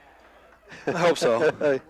Great game we've seen here so far in the first half, 8-3 in favor of West Hancock over the Wapsie Valley Warriors. And tonight's halftime show is being, again, brought to you by McNeese Tire and Auto in Britt for all your vehicle, semi-truck, and ag tire needs and parts and service. See McNeese Tire and Automotive. They're a mile and a half west of Britt on Highway 18. They say always good luck to West Hancock Eagles. Contact them at 843-3536 or check them out online at McNeeseTire.com. These two teams doing battle. I mean, that first quarter, they was just like two boxers. Just kind of feeling each other out. And, you know, I talked to you when we were in one of those commercial breaks. You got to feel good if you're West Hancock. You come out second half, you receive the kick, you're up 8-3, and you've committed 2 turnovers in this one. And you're still up 8-3. The defense for West Hancock has been lights out. They've really they were put in one bad spot. That late turnover gave Wapsie Valley good field position to start the drive, but the Eagles just give up 3 on a nice kick by Braden Knight to get the Warriors on the scoreboard and lead 8-3. Stat-wise, it's been domination by West Hancock's defense as the Warriors just 22 yards rushing in that first half as a team. Braden Knight, 9 carries, 15 yards. Kane, 3 carries, 7 yards. Quarterback O'Donnell had 2 carries for a net of 0 yards. He had a nice scramble to pick up 9 on a third down, but then he took a big sack to get him back down to 0 net yards. O'Donnell is 8 of 13 through the air, 77 yards. He's completed balls to Harder for 15 yards. Knight, 3 catches for 38 yards. Schmidt, 2 catches for 17 yards. Sauerbry, a catch for 5, and Kane, a catch for 1 yard. So the Eagle defense has been stingy, as always, and done a terrific job in that first half. Offensively for West Hancock, they ran for 81 yards in the first half. Kale Zool, 8 carries, 35 yards. Mitchell Smith, 9 carries, 28 yards, including a 3-yard score.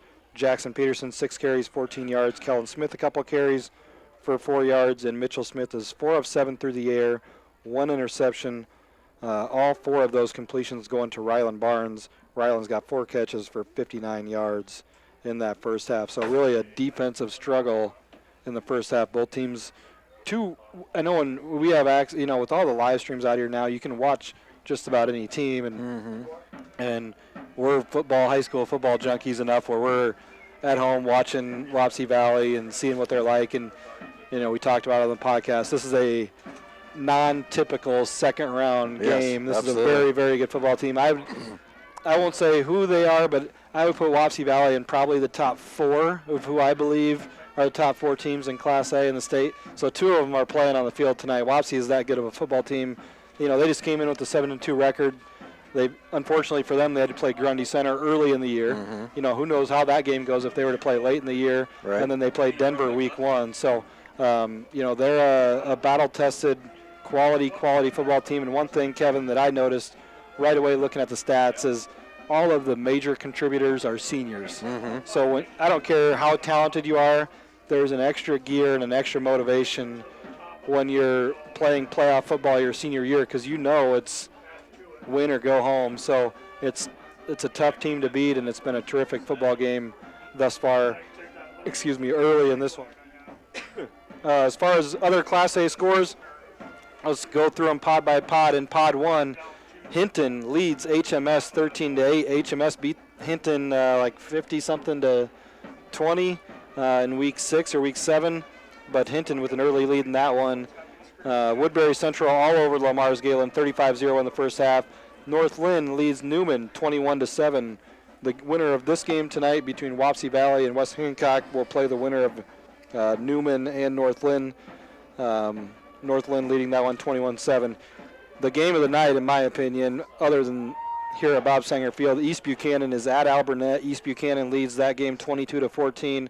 That's a rematch. 2 really, really good football teams. Grundy Center leads Columbus 27-7. AHSTW leads Southwest Valley 14-7. And Linville Sully leads Mount Air 22-7.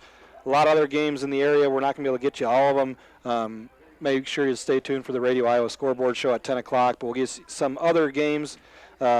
West Branch leads Columbus Catholic 13-7. Our friend Zara Negestal was down there for the Cedar Falls station calling the game down in West Branch. And West Branch, a great tradition, great program. Coach Butch Peterson, we wish him all the best. Has got some health news this week that came out, and Coach Peterson's a Hall of Famer. Great coach. They lead 13-7 in that one. MFL Marmac leads Dike New Hartford 14-0. This is 1A. South Hamilton trails Pella Christian 14-8 in 1A, and 2A, a couple scores. OA BCIG leads Osage 13-7, and Spirit Lake leads Clear Lake 15-0. An 8-player score update for you. Don Bosco leads Newfonda 7-0, and 4A Waverly Shell Rock. They are hosting Fort Madison. That's some miles in that trip. They lead Fort Madison 14-0. West Delaware trails Solon. The Spartans lead that one 7-0, and Humboldt all over Hampton Dumont Cal. They lead that one 20-0 in the first half. So again, stay tuned for the Radio Iowa Scoreboard Show at 10 o'clock, and next week each class will be down to 8. All righty, there you have it. We are up to speed on everything that we have so far. Here we have about 4 minutes to go before we start the second half. Before we go to break, I want to remind you, everyone, to stop in to the Britt Food Center between 8 and 4:30 p.m. each game day and sign up for the Britt Food Center sack of the game. If your name is drawn and the Eagles record a quarterback sack in that night's game, you could be the winner of a sack of grocery compliments of the Britt Food Center.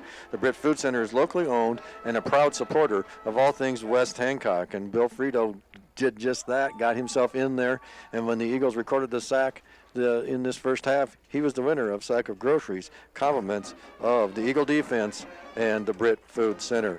Once again, the halftime score here, 8-3, West Hancock leads over Wapsie Valley Warriors, and we're going to take a break here on the Eagle Sports Network.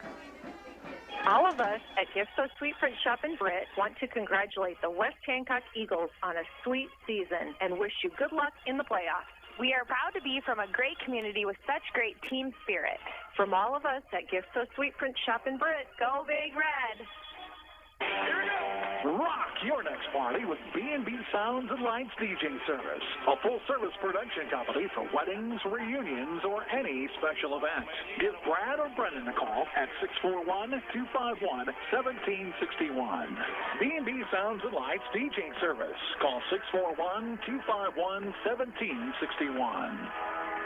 This Thanksgiving, leave all the cooking to the Titanium Lunchbox and Britt. Enjoy turkey stuffing, mashed potatoes and gravy, corn, 2 salads, and cranberry sauce and dessert. Get your tickets now for just $17 or day of for $20. Carryout or delivery is available Thanksgiving Day from 10:30 a.m. to 1:30 p.m. Enjoy the 8th annual Thanksgiving feast from Titanium Lunchbox and Britt. What's in your lunchbox?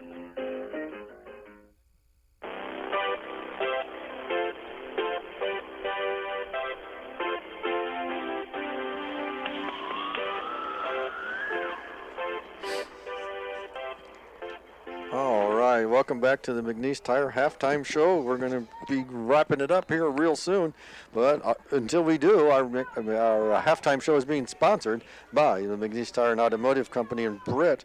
They are your go-to for all things vehicle, semi-truck, ag tires, parts, service, you name it. That's McNeese Tire and Automotive, a mile and a half west of Britt on Highway 18. Contact them at 843-3536 or check them out online, McNeeseTire.com. Jay, these two teams battling out tough in the first half. You put yourself in the locker room. I know what Coach Sanger is probably saying, take care of the ball. Take care of the ball. I mean, offensively, we moved the ball. The only time we punted was Harder got off 2 beautiful punts. The first one, we went 98 yards on a scoring drive. The second one, they were able to not turn us over, but force Barnes to punt the ball. But other than that, I mean, if we take care of the football, who knows what this score is like. If it's still 8-3 or if we catch a score or anything like that. But I think defensively, West Hancock did a terrific job. Even when they did complete balls, and they're going to complete balls in the passing game. They've got a good quarterback and a lot of weapons on the outside. You never saw any receivers running free behind the defense. We always had a guy there to make a tackle and live to play another play defensively. And That's what I like to see. I'll be interested to see what Coach Foster does offensively. If he sticks with that I formation run game to try to keep that Eagle defense honest, because really West Hancock has shut down the running game in that first half. Going back to my stats here, Braden Knight, again, 9 carries, 15 yards, and I believe all those carries were out of the I formation. Or the Wapsie Valley Warriors having a tough time blocking up front, especially blocking Brighton Coogee and David Smith. And teams all year long have had a tough time blocking those two guys. And then you got those linebackers that run behind them and the other guys that fill roles and do a good job. That makes up a good defense. So I expect to see O'Donnell line up in the gun formation a little bit more. We saw that he can create things with his legs, whether that be scramble to set up a pass downfield or pick up a first down on 3rd and long. But for West Hancock offensively, keep mixing things up, staying on schedule when they do. You know, we saw a lot of 3rd and shorts in that first half, especially that scoring drive, and a lot of 3rd and shorts result in first downs out of our full house backfield with that big fullback and that great offensive line. All right, well, there you have it. We'll see how things progress here in the second half. We're going to take a 1-minute break. We come back, we'll have the second half kickoff. This is West Hancock football on the home of the Eagles. This is Jason Barnes, and this is Rylan Barnes, letting you know that H&R Block is a proud supporter of West Hancock Athletics. Please call them for all your income tax, bookkeeping, and payroll needs. Algona, Garner, or Forest City. Say the Barnes boys sent you. Pritchard Auto Company of Britt is a proud supporter of West Hancock athletics, music, arts, and education, as well as many activities and organizations in the Britt and Kanawha community. You support us so we can support them. Check us out on Pritchards.com. Give us a call or stop in and let us earn your business. That's Pritchards.com. Go Eagles.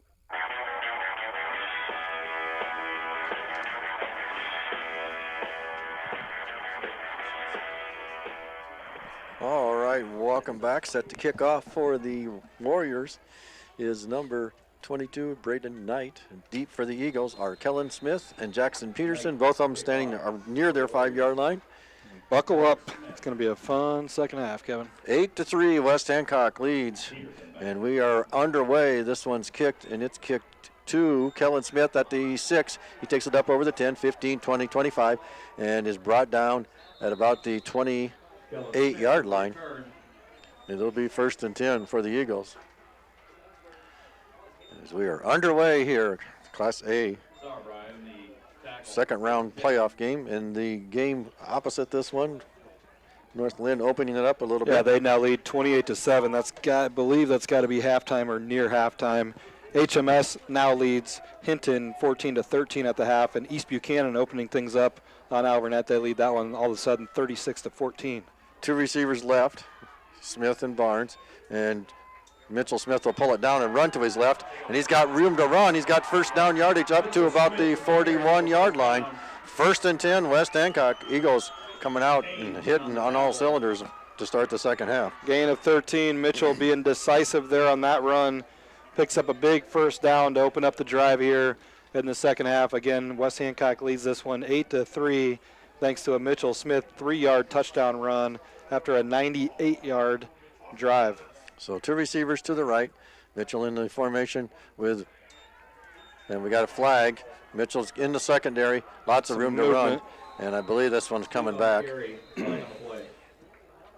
Illegal shift. Yeah, Mitchell had 2 men in motion at the same time.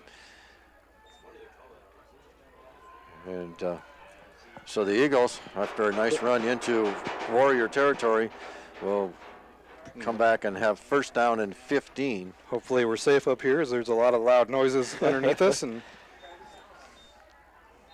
Vance is going to break my fall. We're not falling. I have no fear. So 2 receivers to the right, Barnes and Peterson. Mitchell flanked to his right. Wing formation was for Kellen Smith. It's Mitchell carrying it and keeping it. He's got room to run. And Mitchell gets it up to the 43-yard line, gets back the penalty and a yard. Picks up 6, and that was that. Second down. That was a option play there for a run-pass option there. It looked like Smith kind of the way he was carrying the ball, and Barnes looked like he wanted to get out into a route. But Smith does a good job of picking up 6.5, 7 yards on 1st and long. So 2 receivers, Calles and Barnes out to the left.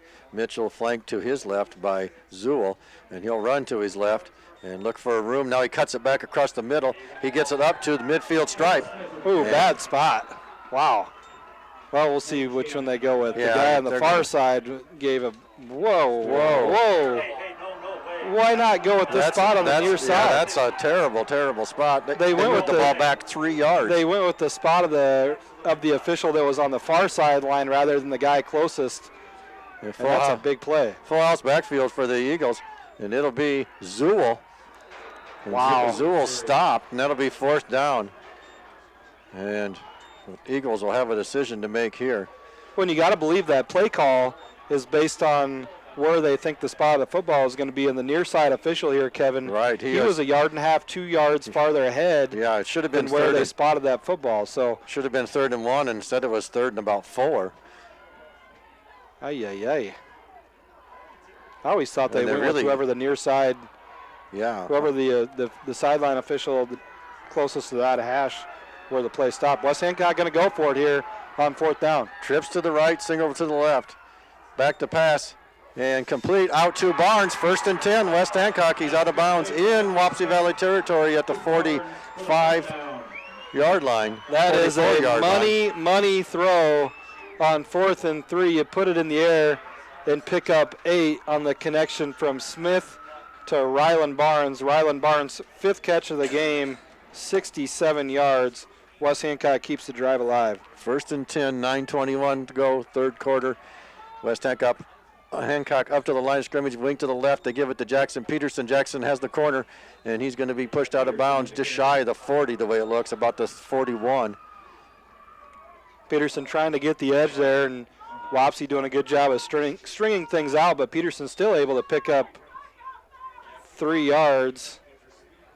42-yard line, so the spots here are spots on the far side are not. I'll just keep my mouth shut. 2nd down and 8, 9 minutes to go. West Hancock up to the line of scrimmage. Wing to the right is Jackson Peterson, and they give it to Zool straight ahead. He bulldozes his way inside the 40, down to, well, I better not say. I'll wait a minute here. We'll wait till they spot it, but good job by Kane Zool to hit the hole hard and pick up about 4 yards. Going to bring up a 3rd and manageable. West Hancock showing on that prior 4 downs that they are in 4-down territory. And they'll come out 2 receivers to the near side. Jackson Johnson in the game now, if I'm not. Oh, that's Mitchell's. No, it is Jackson Johnson. And just a yard. Yeah, gain a yard for Mitchell Smith as he keeps it, runs off to the right. And it'll be 4th down and about 2. 8:20. That was Jackson Johnson. Kevin, you were right. He was lined up in that slot on the near side. And a 2nd, 4th down here on this drive. We'll see what the Eagles do to try to convert as Pablo Calles runs the play in. Eisman gives the team the play call in the huddle, and we'll see who the quarterback is. Is going to be Red Eisman lining up at the quarterback position in the full house backfield. Eisman under center. Trying to get him to jump. And it'll be a timeout by the Eagles. Timeout, Eagles. And we'll take it with them. 7:52 to play, 4th and 3 for West Hancock in Wapsie territory. This is West Hancock football on the Eagle Sports Network. Anthracnose, stock rot, fusarium are in your fields and are the main reasons your plants are dying early. With Xylem Plus, we can eliminate these problems by applying it in furrow, through the root system, or over the top through the leaves. Contact me, Eric Kroll, with Egg Performance at 515-341-3361 to keep your fields healthy and clean. Farmers Trust and Savings Bank, your hometown community bank, offering expertise in ag and commercial lending with digital banking products to fit all of your financial needs. Contact us today in Buffalo Center, Lakota, Britt, Lake Mills, and Bryceland. Member FDIC.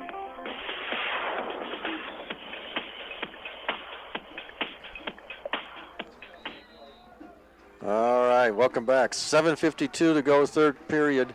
And West Hancock facing a 4th and 3 from the Wapsie 37-yard line. And the Eagles, we'll see what they do here. They're going to come out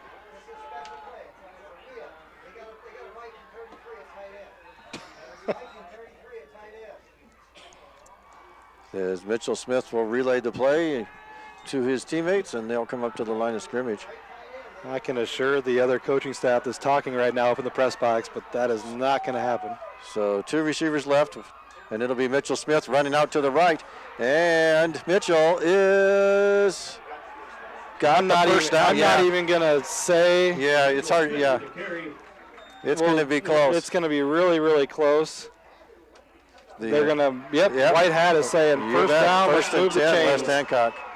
So West Hancock doesn't catch a break on a bad spot, but able to pick up the 4th down call there. Coach Foster, he wants a measurement.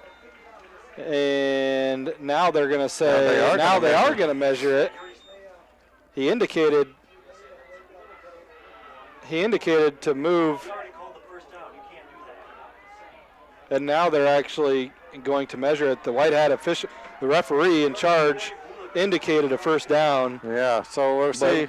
Based on some politicking and some.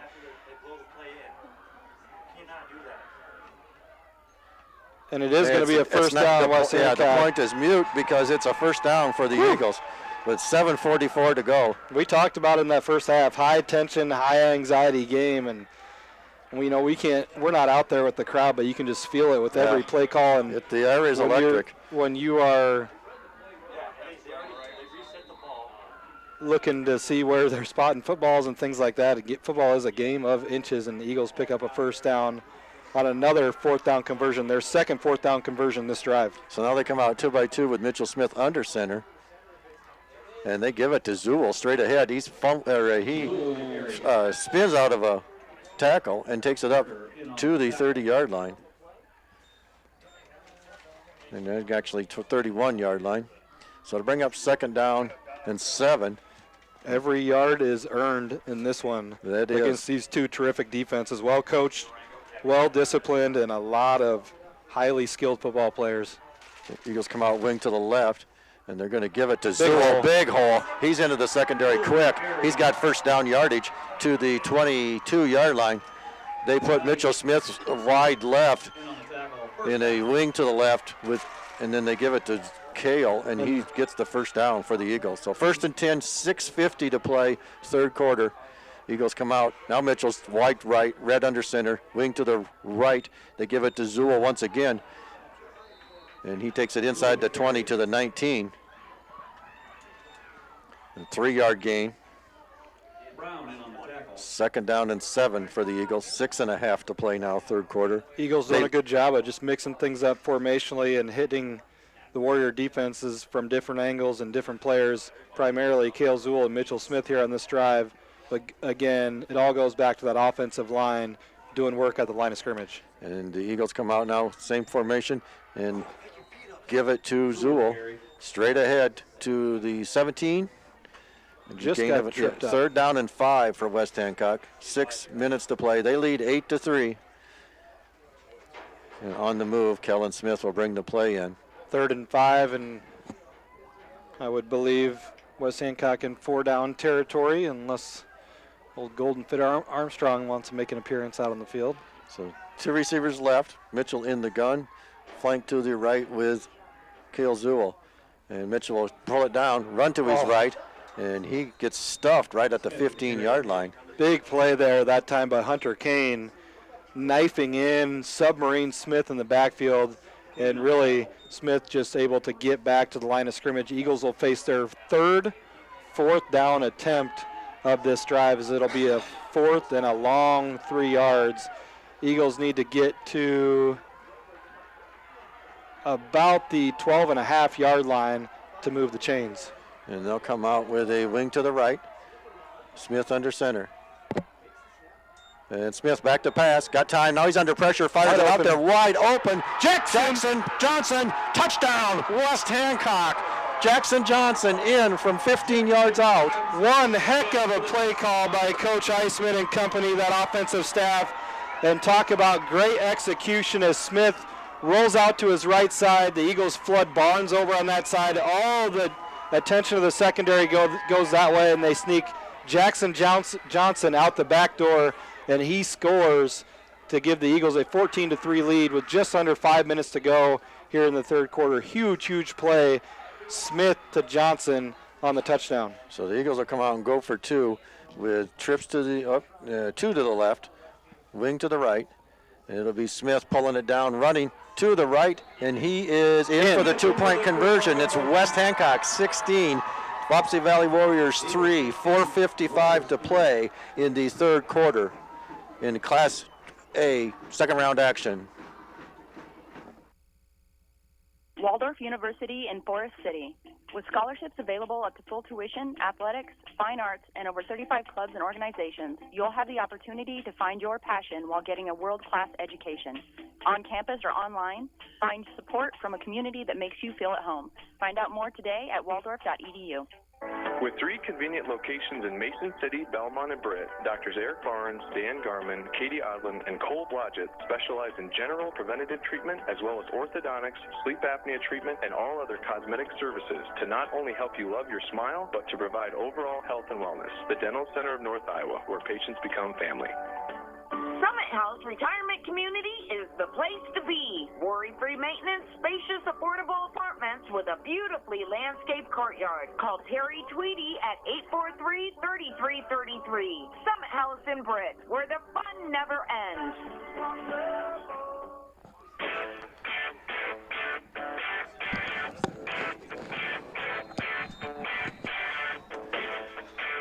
All right. Eagles take 7 minutes off the clock on the first possession of the second half and put a touchdown on the board. They lead 16-3. 4:55 to play third quarter, and here's the kick, and it's a bouncer picked up at the 25-yard line by Knight. And Knight is brought down at the 35-yard line after just a short return. Barnes and Bixel in on that. Let's go back to that drive, Kevin. Eagles take off 7 minutes off the clock, score on the opening drive of the second half to open this thing up to a 16-3 lead. They convert 4 third down conversions, 2 via the pass, 1 from Smith to Barnes, and then just a great play call to hit Jackson Johnson from 15 yards out. I formation, Knight on the carry. David Smith had his back turned, couldn't find the defend or the ball carrier. I tell you what, if David didn't wrestle, I might recruit him to box out a few guys. But David did a good job of, he got spun around and he knew where the play was going and helped make that tackle just by being in the right position. 2nd and 9, single receiver each way, I formation. O'Donnell under center. And they give it to Knight, and he is met at the good Knight. He is met at the line of scrimmage. He falls forward for a couple of yards. It'll be 3rd and 5, but Knight did a good job of picking up a few yards there as he got popped a couple times there on that play. And Coach Foster, I guess, as he's answering our questions, we wondered what they were going to do, if they were going to stay in this I formation, look, and continue to try to run the ball. Here they'll go spread with being 3rd and long. 2 by 2, Donald straight drop back. Fires out, incomplete, picked off! Oh, my goodness, should have been picked off, in and out of the hands of the intended receiver. Good defense there by one of the, I think it was Barnes. It was Barnes on Harder. Tip pass, and J.P. Peterson almost had himself a pick. Yeah, those deflections, you don't know which way they're going to go off the hand, as I believe it went off of Harder's hand. He was covered up pretty good by Barnes in coverage, and then J.P. filling in on the backside, almost able to come up with a tip ball interception. So the Warriors will be forced to punt here, and this a high snap. Good thing he's 6'7". You're right. Nice punt though, as he gets it off, and the Eagles just get away from it, and it's going to be downed at the Eagle 11-yard line. So they'll start there, 1st and 10. 3:40 to go now in the third quarter. West Hancock will have their second possession. So possessions are coming. Yeah, great drive by West Hancock to burn up 7 minutes and end it with a touchdown, but then an even better response by the defense to force a quick 3 and out and take the possession of the ball back over, as Iceman will lead them out here. The Eagles will start, like Kevin said, from their own 11-yard line. So they've started to drive from their 1, the 2, the 6, and their 11. Special teams advantage so far in the kick game to the Warriors.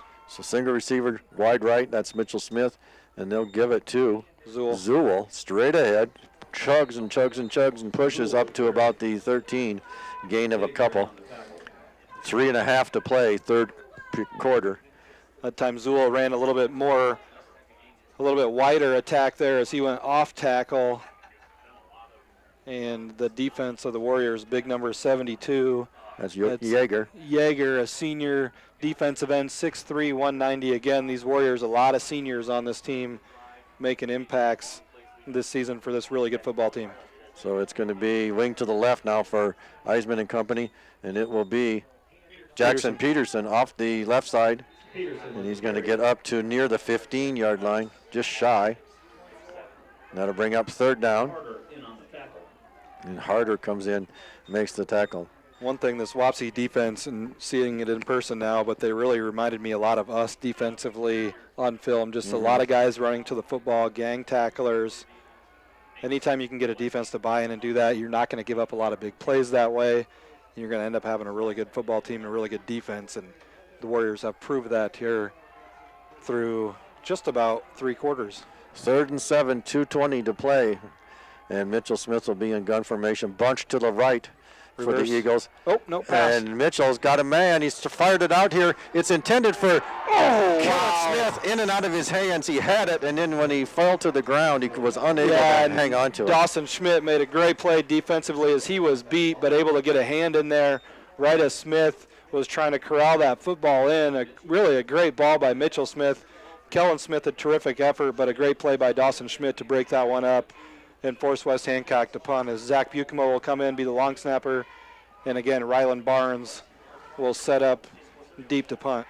So Barnes will be kicking. He won't be in his end zone this time. He'll get it off somewhere inside the 5. Here's a good snap.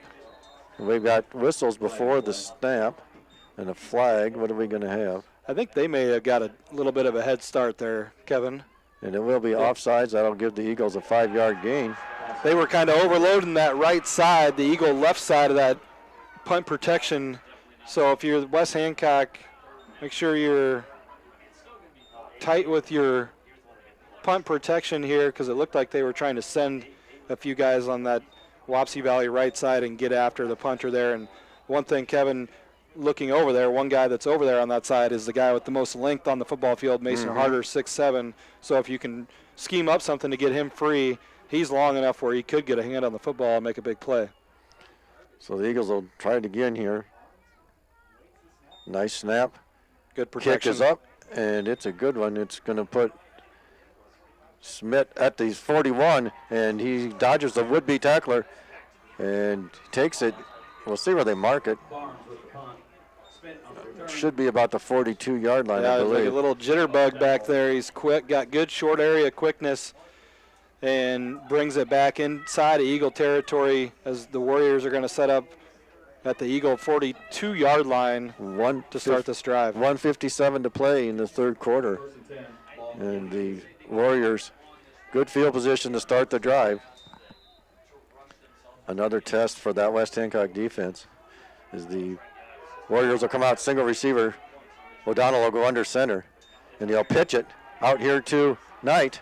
And Knight throws himself up in the air and forward into down inside the 35 to the 34-yard line. And that time it's the fake fullback, quick pitch back the other way, kind of a reverse pivot by the quarterback. And you're basically just trying to get that defense to make one false step and then out-leverage them on the backside. Knight able to pick up 8 on first down. Straight drop back now by Knight. He fires it out there. It's complete to Kane, and he's got first down yardage to the 21, 22-yard line. It'll be 1st and 10 for the Warriors.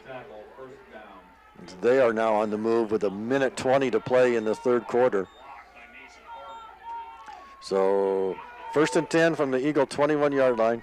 So they stayed in that I formation, Kevin, but they showed us 2 new looks on those last 2 plays and picked up 8 and 12 yards, and it's respectively. I formation again, and it'll be the tailback, Knight, and he'll take it inside the 20 to about the 18. Brighton Coogee makes the stop at the 19-yard line. We are already under a minute in the 3rd quarter in this one. West Hancock in control of the clock throughout this 3rd quarter. But a nice drive developing here for Wapsie Valley. I formation, single receiver each way. It's Knight again. And Knight takes it down to about the 11. He's going to be real close to the first down. And I believe well, who knows? Who knows with these spots? Now I'm going to say short. Oh, no. Okay, never mind. Now they're going to make up their mind. Yep, they're going to give him a first down. So Mark's not arguing. He's getting the play call in defensively and going to be a first down. Warriors can pick up a first down without scoring as they're set up at about the 10.5-yard line. I formation, single receiver each way. O'Donnell under center, and he rolls out. He's under some pressure, and he's tripped up and brought down at the 8-yard line. He took a big hit there as it was Bixel getting a foot, and O'Donnell able to pick up about 2 or 3 yards, scrambling there. Eagle fans wanted to hold. O'Donnell took a big hit at the end of that play. Give credit to Brady Bixel making that initial stop. It's at the end of 3 periods. It is West Hancock 16, Wapsie Valley Warriors 3. This is West Hancock football on the Eagle Sports Network. Hi, I'm Kevin Sanger, proud to be an Eagle. If you're looking for guidance with your financial goals, including insurance and investments, we should have a conversation. Let's prepare for the future together. Give me a call, 515-341-2151. That's 515-341-2151. Go Eagles. Registered representative, investment advisor representative with Security Financial Services, Inc. Securities and Investment Advisory Services offered through Security Financial Services, Inc. Member FINRA/SIPC. Security Advisors Mid-America is independently owned and operated. 124 East Walnut Street, Suite 340, Mankato, Minnesota, 56001. 356-294 QFU 5/21.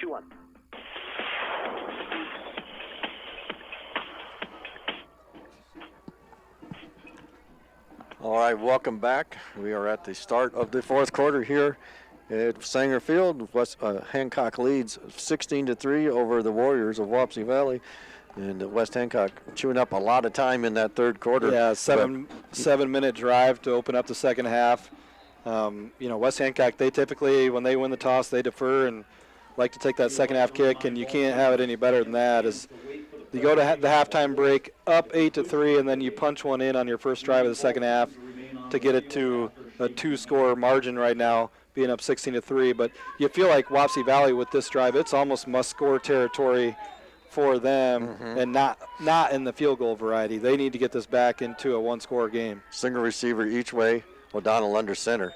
And he drops back and hands it off to Knight. And Knight, looking for some room to run, spins out of a tackle, and he's inside the 5, down to about the 3.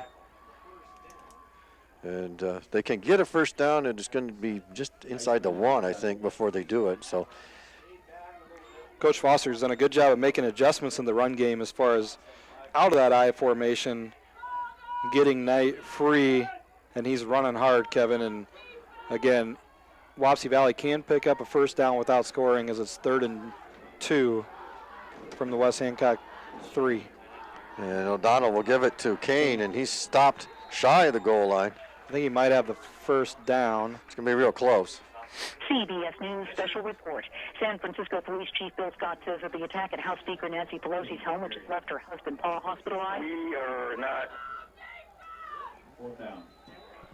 Well, we had a news break there. We're going to have a measurement here. That's the news break here on the field. There's the breaking news for you. They're going to measure. We talked about they could pick up a first down without picking up a touchdown. Irregardless, if it's not a first down and they move the chains, it's going to be Coach Foster and company going for it on 4th down, but we'll see. It's going to be 4th and real short, regardless. I thought he got it. Yep, he's got it by a football. Yep. So Kane picks up a couple. 1st and goal from the 1-yard line for the Warriors of Wapsie Valley. 11:14 to go in the game. They trail 16-3 to West Hancock.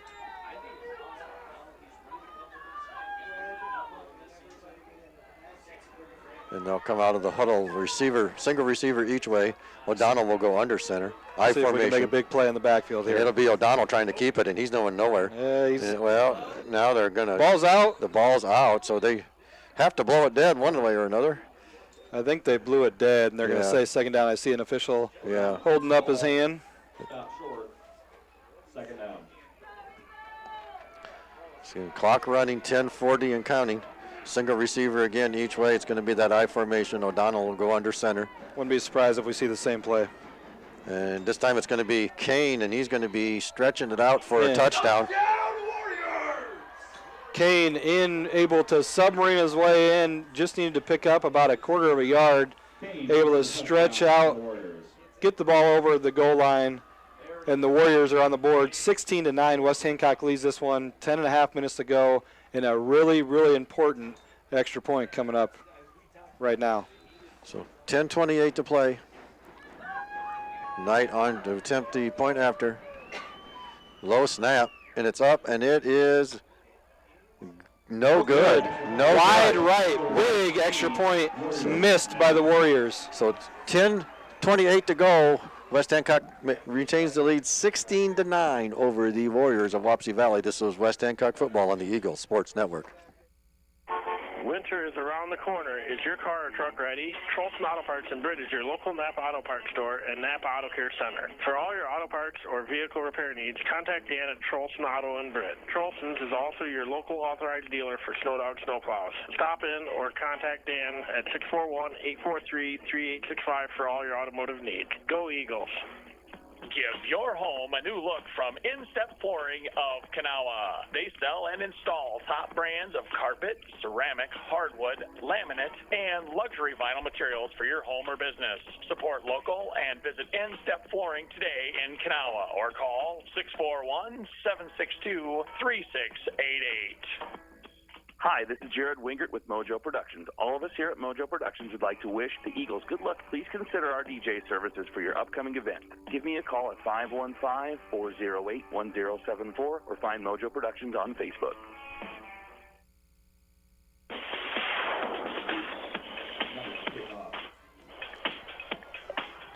All right, welcome back. And as we come back, Braden Knight set to kick off for the Warriors. He kicks this one, and it's twists and turns, and it's going to be picked up at the 5-yard line by Kellen Smith. He's up over the 15, 20, 25, and Kellen nearly breaks it. He takes it up to the 30, and if he's not tripped up, he has lots of green in front of him. Yeah, good job by the defense, or excuse me, the special teams return team there to open up a hole for Smith, and sometimes those big returns are basically, it's a shoe-style tackle away from busting it out, and that time Kellen Smith nearly able to escape out the other side, and who knows where he finishes that one.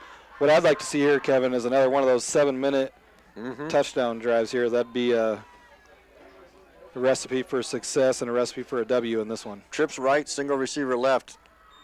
Gun for Mitchell Smith. He pulls it down. He's into the secondary, and not for a shoestring grab. He might get it a long ways further down the field also. As it is, he picks up 8 yards. It'll be 2nd down and 2 for West Hancock. 10 minutes even to play. As I say, we'll take 2nd and 2 all day long. North Lynn now leads Newman 28-14. Of course, the winner of this game tonight between West Hancock and Wapsie Valley, they will play the winner of North Lynn and Newman. North Lynn leads by a couple scores down in Troy. Troy Mills, I believe, is where North Lynn High School's at. You are correct. Now Mitchell back to pass, looking, rolling out, and just get upfield. And he gets it.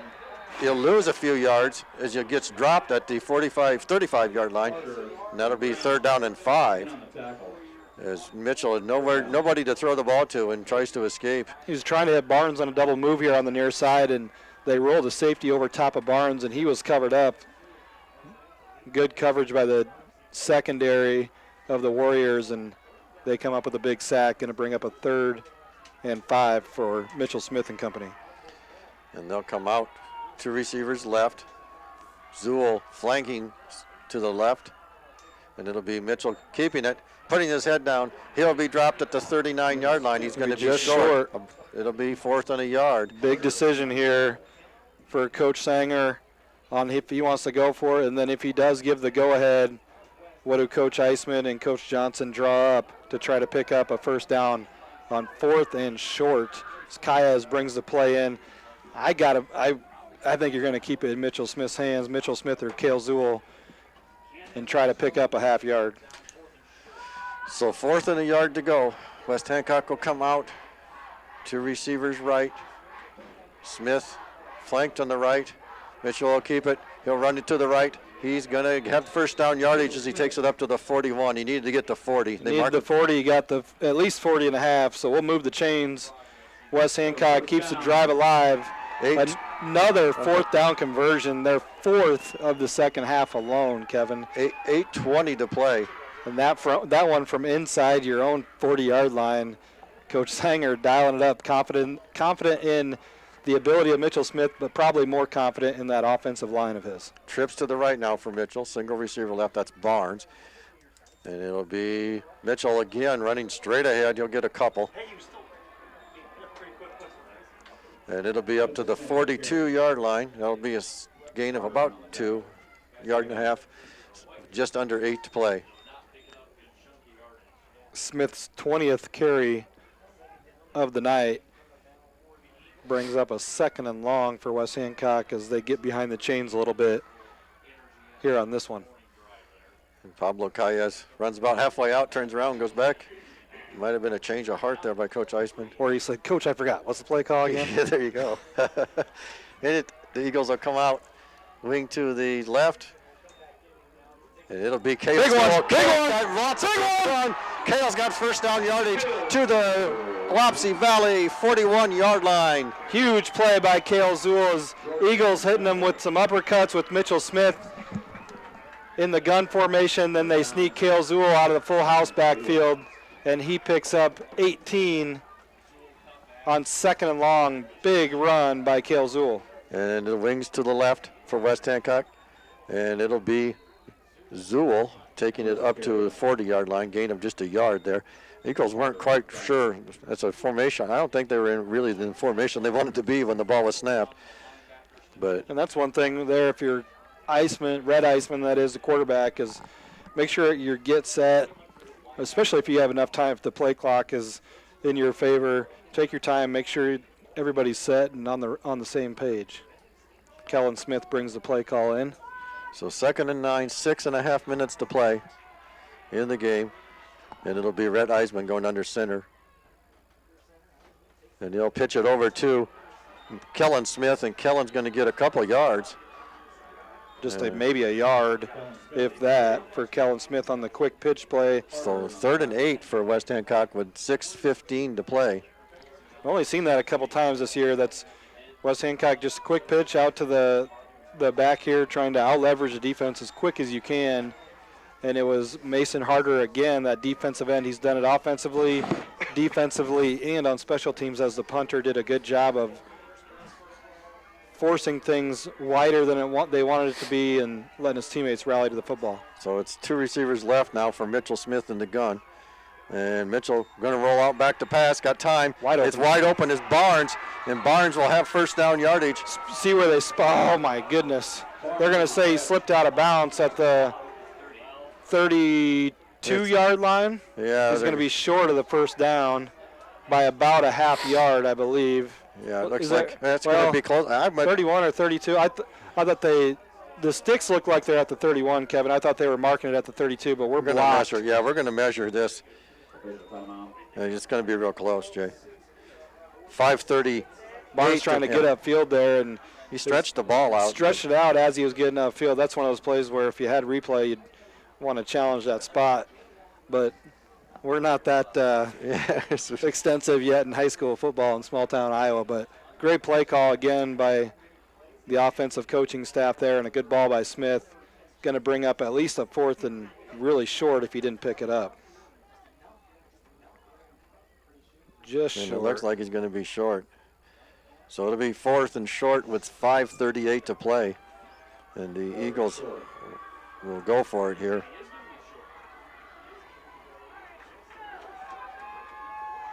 What a game we've had here so far.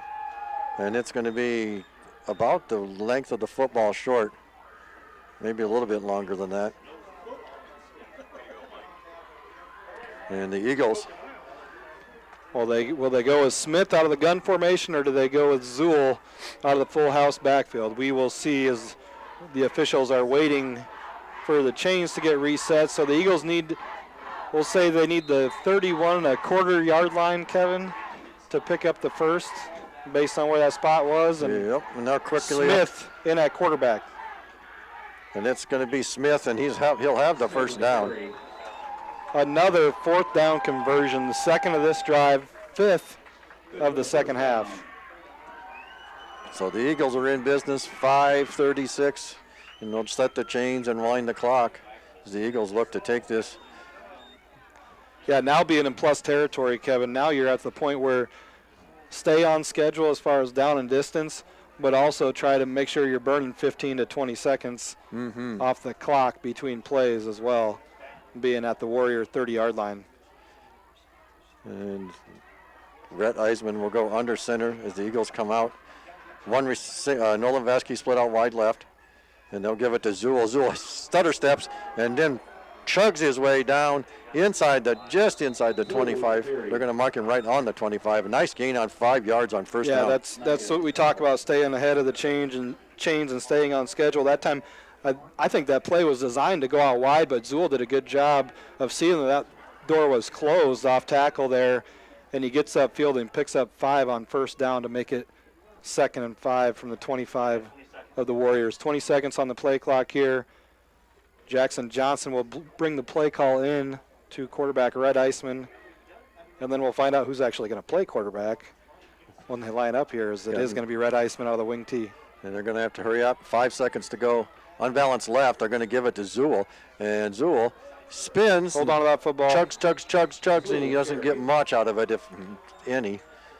And actually, you're going to give him a generous spot this time. 20th carry of the night for Cale Zool, 91 yards for the junior fullback. So 2 juniors leading the way for West Hancock on the run game. Zool, 20 carries, 91 yards. Mitchell Smith, 21 carries, 67 yards. And just creeping under 4 minutes to play here. Eagles looking to shut the door on this one, leading 16-9. Second round Class A playoffs. They come out wing to the left. Nolan Peters, Vasky, and nowhere to go for Zool. He gets a yard. It's going to be 4th and another 4th down. And 4th down play call, and this one's going to be a 4th and a long yard. Yeah, they need to get to the 20, and they're going to mark it actually 22, so it'll be 4th and 2. 3.5 minutes to play. I wouldn't be surprised if we see a timeout by the West Hancock coaching staff. Here we'll see. Yep, Coach Eisman, play call not in yet. Play clock is at 12 seconds.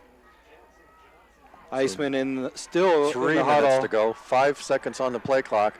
He goes up to the line of scrimmage quickly, wing to the left. Eisman gives it to Zool. Zool's got first down yardage as he takes it inside the 15, just inside the 15-yard line.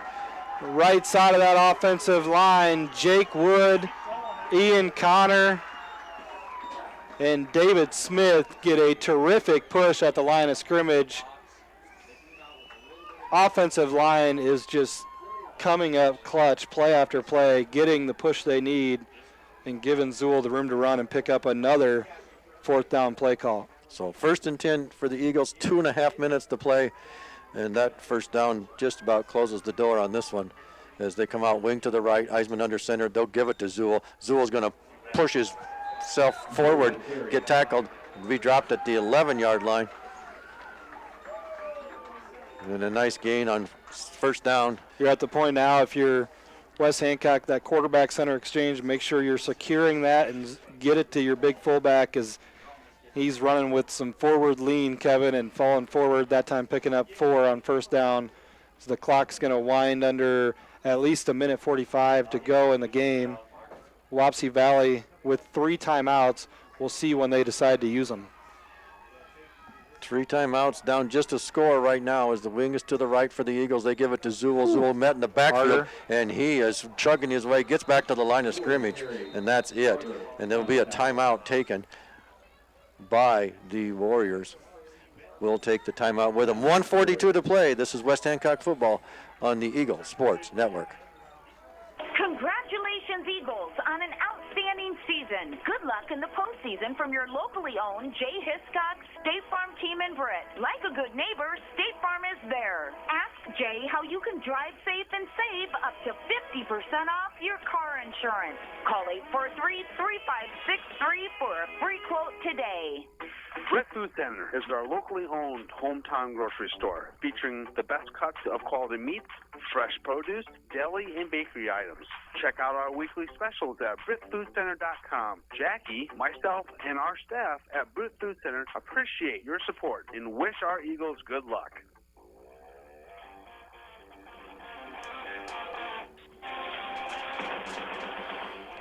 All right, welcome back, and it doesn't get any more exciting than this. 3rd down, 6 for West Hancock, 1:44 to play, and they lead 16-9 Game over is the Warriors. far from over. Warriors have 2 timeouts left.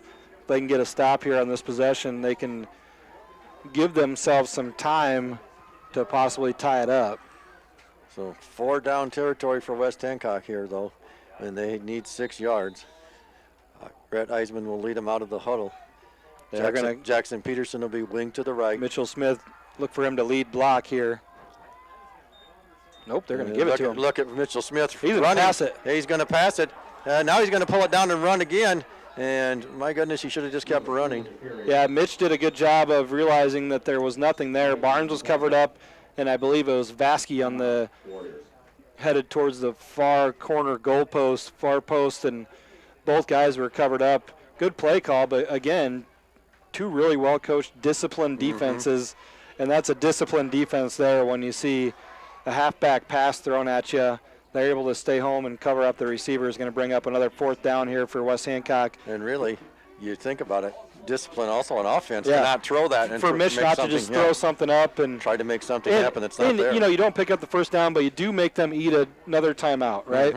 So that being said, even if we don't pick up this 4th down, as long as we keep the clock running, if they do take over, they're going to take over possibly with no timeouts left to try to drive almost a length of the field. So good job by Mitchell Smith. Sometimes it's good to just eat it and pick up a yard or 2 and not throw it into harm's way. We'll see what the offense comes out with here on this yet again, another 4th down attempt. Can the Eagles do it again here in the second half? This time 4th and 6 for this West Hancock offense. And they'll come out. Mitchell Smith in the gun with Zuhl to his left. And Smith runs out to his left, stops. Just incomplete. Nearly caught by Barnes. So the Eagles will turn it over on downs. Good play call there. Smith takes a couple steps running to his left to draw the defense, tries to hit Barnes on the slant route. Ball a little bit behind him. I'm sure Ryland would say he should have come up with that one. But Wapsie Valley takes over on downs from their own 12-yard line, 1:31 to go, and 1 timeout. And back to pass. Oh, my goodness, and nearly intercepted, but they do get out of bounds. It was completed to That was Ian Connor. That one just through his arms as he was getting upfield. Gets his hands up at the right time, and the ball just goes between his arms out to Kane, and he picks up, basically he gets back to the line of scrimmage. It'll be 2nd down and 10 with 1:24 to go. He does get out of bounds to save the timeout. 2 receivers each way. O'Donnell, pistol formation, looking left, fires out there. It's in and out of the hands of Knight, and he was well covered up by Mitchell Smith and Kellen Smith.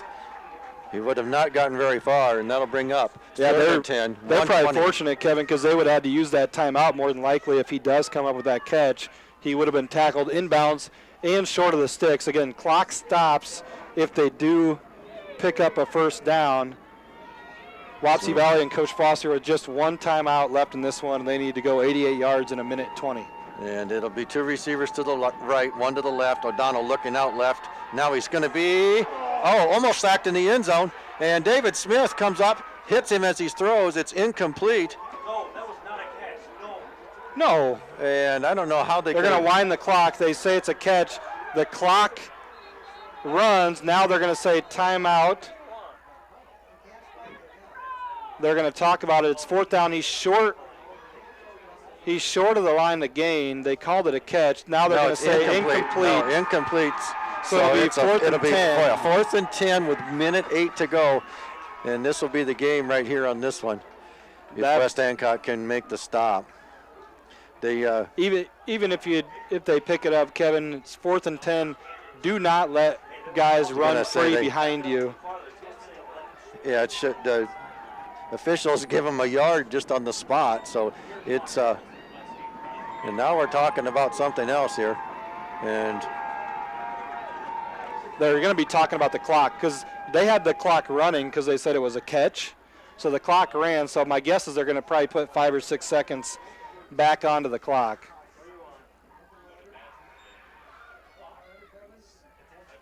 As they tell Coach Sanger, and then he relays it up to the coaches up here.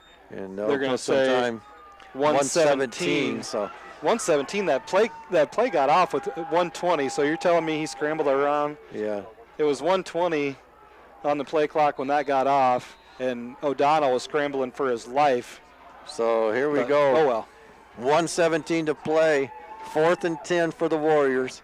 They need to get to at least the West Hancock 22-yard line, or their own 22-yard line. They come out 2 receivers to the right, 1 to the left. O'Donnell, pistol formation, looks out to his left, fires out there, and it is complete. It's a hook and ladder to Kane, and Kane does not get, I don't know if he gets the first down. It's going to be real short. I think he's going to be short. Yeah, the official marked it at the 20. He needs the 22-yard line. He's just over the 20 right now. He's about the 20 and a half. So West Hancock football.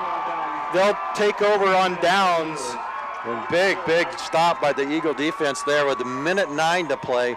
Eagles can knee it down here with 1:09 to go. And I'll tell you, Kevin, before I forget, it is a shame that these two teams are playing in the second round, because these are two of the top 4 teams at least in Class A this year. Well-coached, well-disciplined teams. They knew what each other were doing, a lot of really good football players, and this should at least be a quarterfinal or semifinal matchup. Credit to Wapsie Valley, and a really, really good football team. Absolutely. Couldn't agree with you more. As the Eagles will take victory formation, and Eisman will take the snap and take a knee with 1:06 to play. So West Hancock going to advance to the quarterfinals. And Wapsie will take their final timeout here with 1:03 to play. We'll take that timeout with them and catch our breath here. This is West Hancock football on the home of the Eagles. Hi, I'm Dave Zrostik, president of Stellar Industries.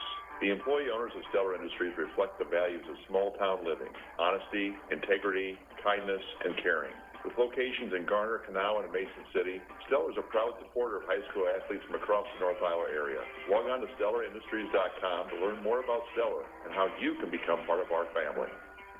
The Flower Cart in Britt, we are committed to beautifying the lives of children and supporting their education. Please remember the Flower Cart when your son or daughter needs flowers or gifts for their special event. The Flower Cart, across from the elementary school in Britt. Go Eagles!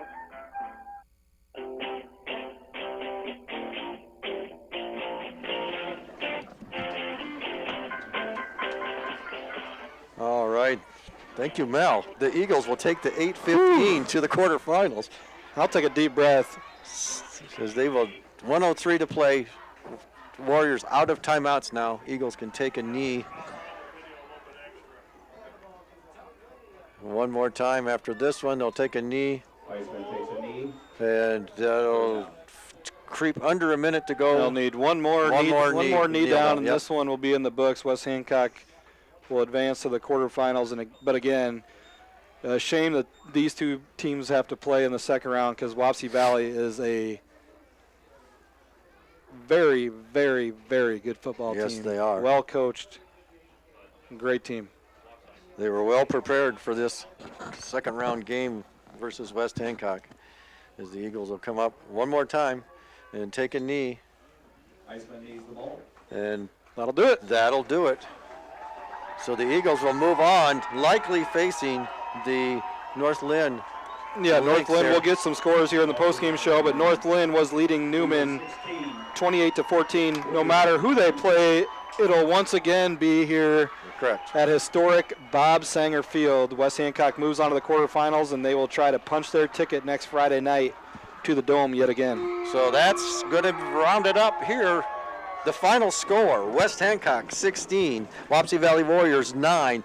This is West Hancock football. We'll be back with the post-game scoreboard show here in 60 seconds or a couple minutes, whatever Mel gives us. We'll be back. Garner Dental Group. Dental hygiene begins with routine brushing, flossing, and visiting your dental office regularly. Our office is taking new patients and begins every first visit with a full comprehensive exam and current x-rays. Many insurance plans will cover this visit in full. Contact us at 641-923-3771 or at garnerdental.com.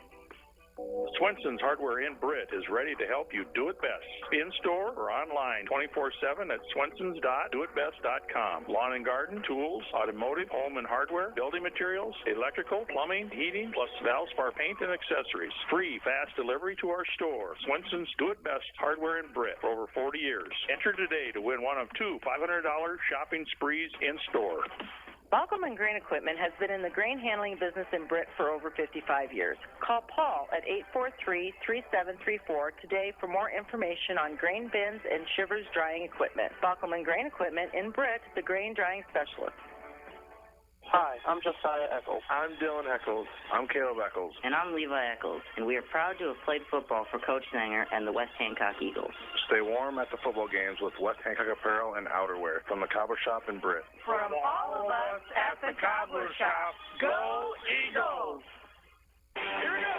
Rock your next party with B&B Sounds and Lights DJ Service, a full-service production company for weddings, reunions, or any special event. Give Brad or Brendan a call at 641-251-1761. B&B Sounds and Lights DJ Service. Call 641-251-1761.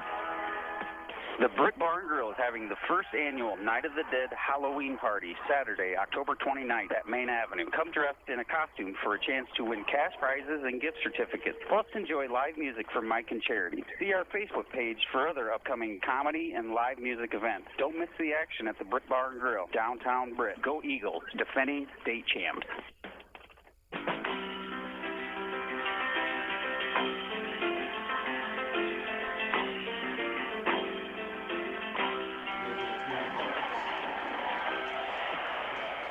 All right, welcome back, everyone, to the tonight's scoreboard post-game scoreboard show is being brought to you by Eric Stacy and the crew at the Britt Bar and Grill. You don't want to mix the action up at the Britt Bar and Grill. They will have daily lunch specials for you, and you also want to stop in after the game, rehash all your favorite plays and highlights of the game, have a beverage of your choice. And wow, and just relax, because this one was a breathtaker as West Hancock is victorious over the Warriors of Wapsie Valley, and the teams are being recognized now on the field as Wapsie Valley. Really, really, really good football team, and they fall tonight to West Hancock 16-9. Really good football team and a great senior class. They made a run last year, I believe. Did they beat North? They upset North Lynn early in the playoffs last year before falling before the quarterfinals, and a great senior class and a really good football team Coach Foster and company have. West Hancock, though, able to move on in this one in a hard-fought victory. This game is going to pay dividends next week, I believe. I believe you might be right. But we'll recap the scoring for you here. We're going to go all the way back to recap the entire game for you. Second period, 4:46 on the clock. It was a 3-yard Mitchell Smith run, and he also converted the 2-point conversion. West Hancock led 8-0. With 4:46 to go before the halftime break. But with 4 seconds to go on the clock, the Warriors were able to get on the board with a 28-yard field goal by Brandon Knight to bring us to 8-3 at halftime.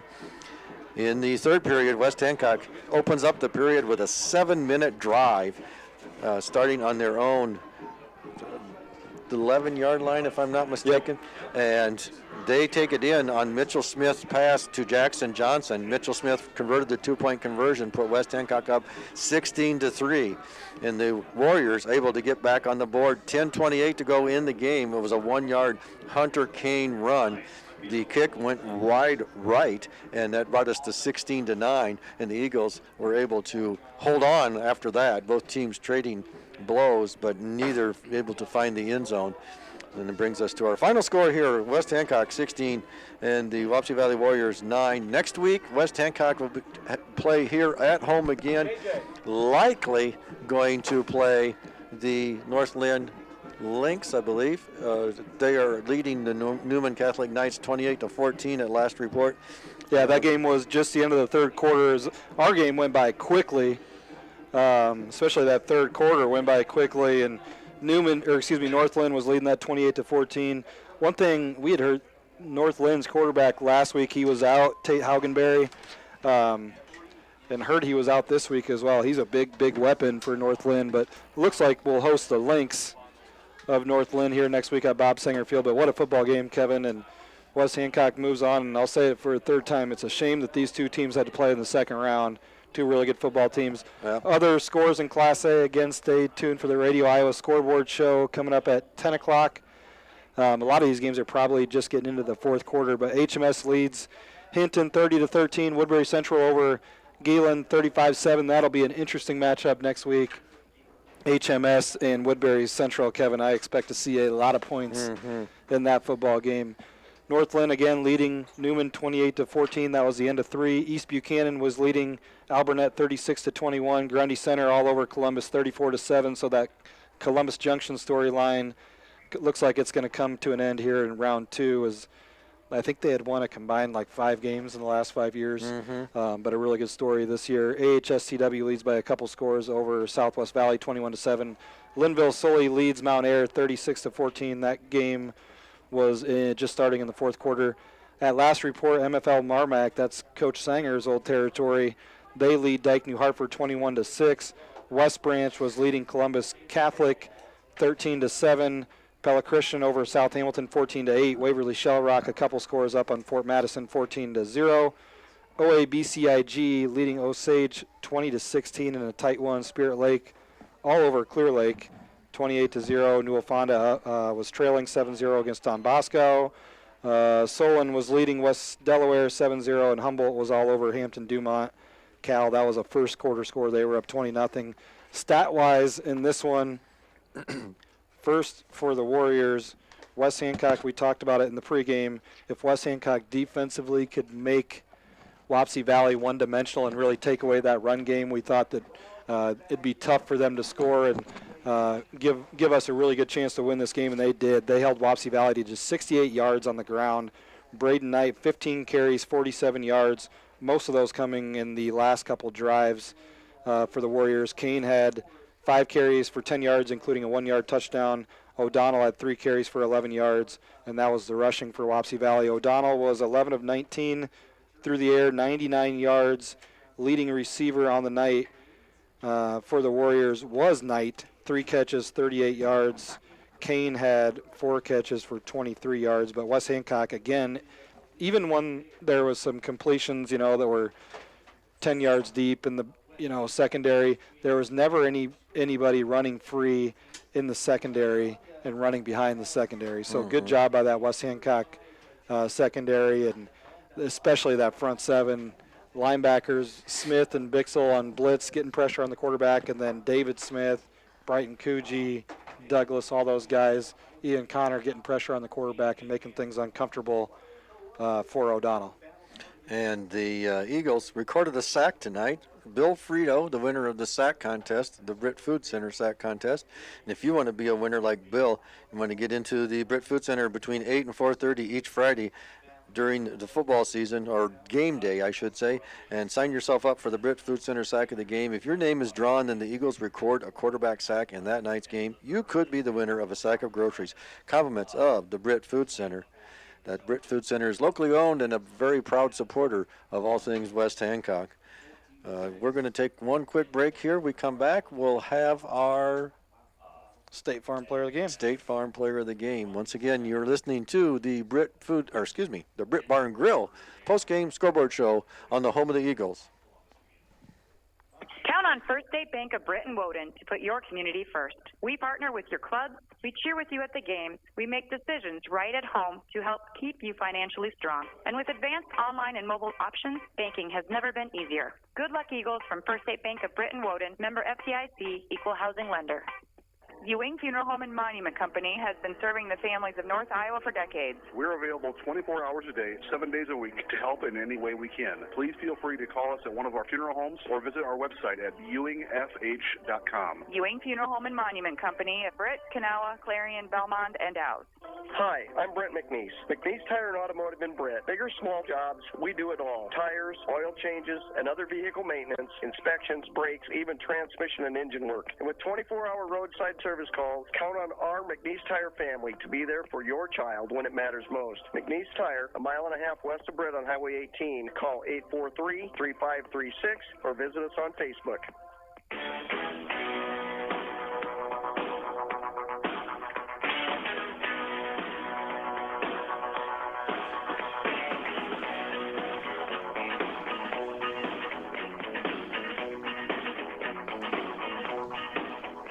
All right, welcome back. Whether you're on the road, the 20-yard line, the court, the mat, or way out in center field, go for the win and score with Drive Safe and Save from your J. Hiscox State Farm team in Britt. You could earn up to a 50% discount on car insurance. Plus, bundle your home to save even more. Inquire about low rates on business, farm, and life insurance, too. Your J. Hiscox State Farm team in Britt. Like a good neighbor, State Farm is there. Call 641-843-3563 for a quote today.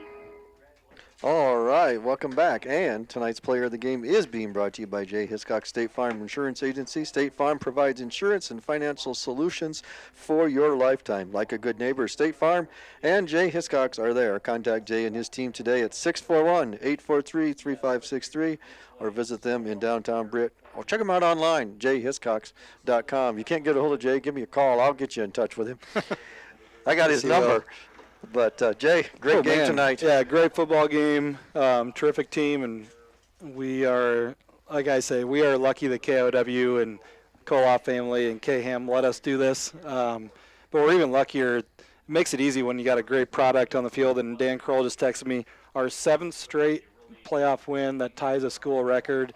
As we try to defend our championship, we'll move on to the quarterfinals and get to play another game at Bob Sanger Field, which is well earned. We took care of business in the regular season, did everything we need to do, and now we get to have a chance to punch our ticket to the Dome yet again here in Britt.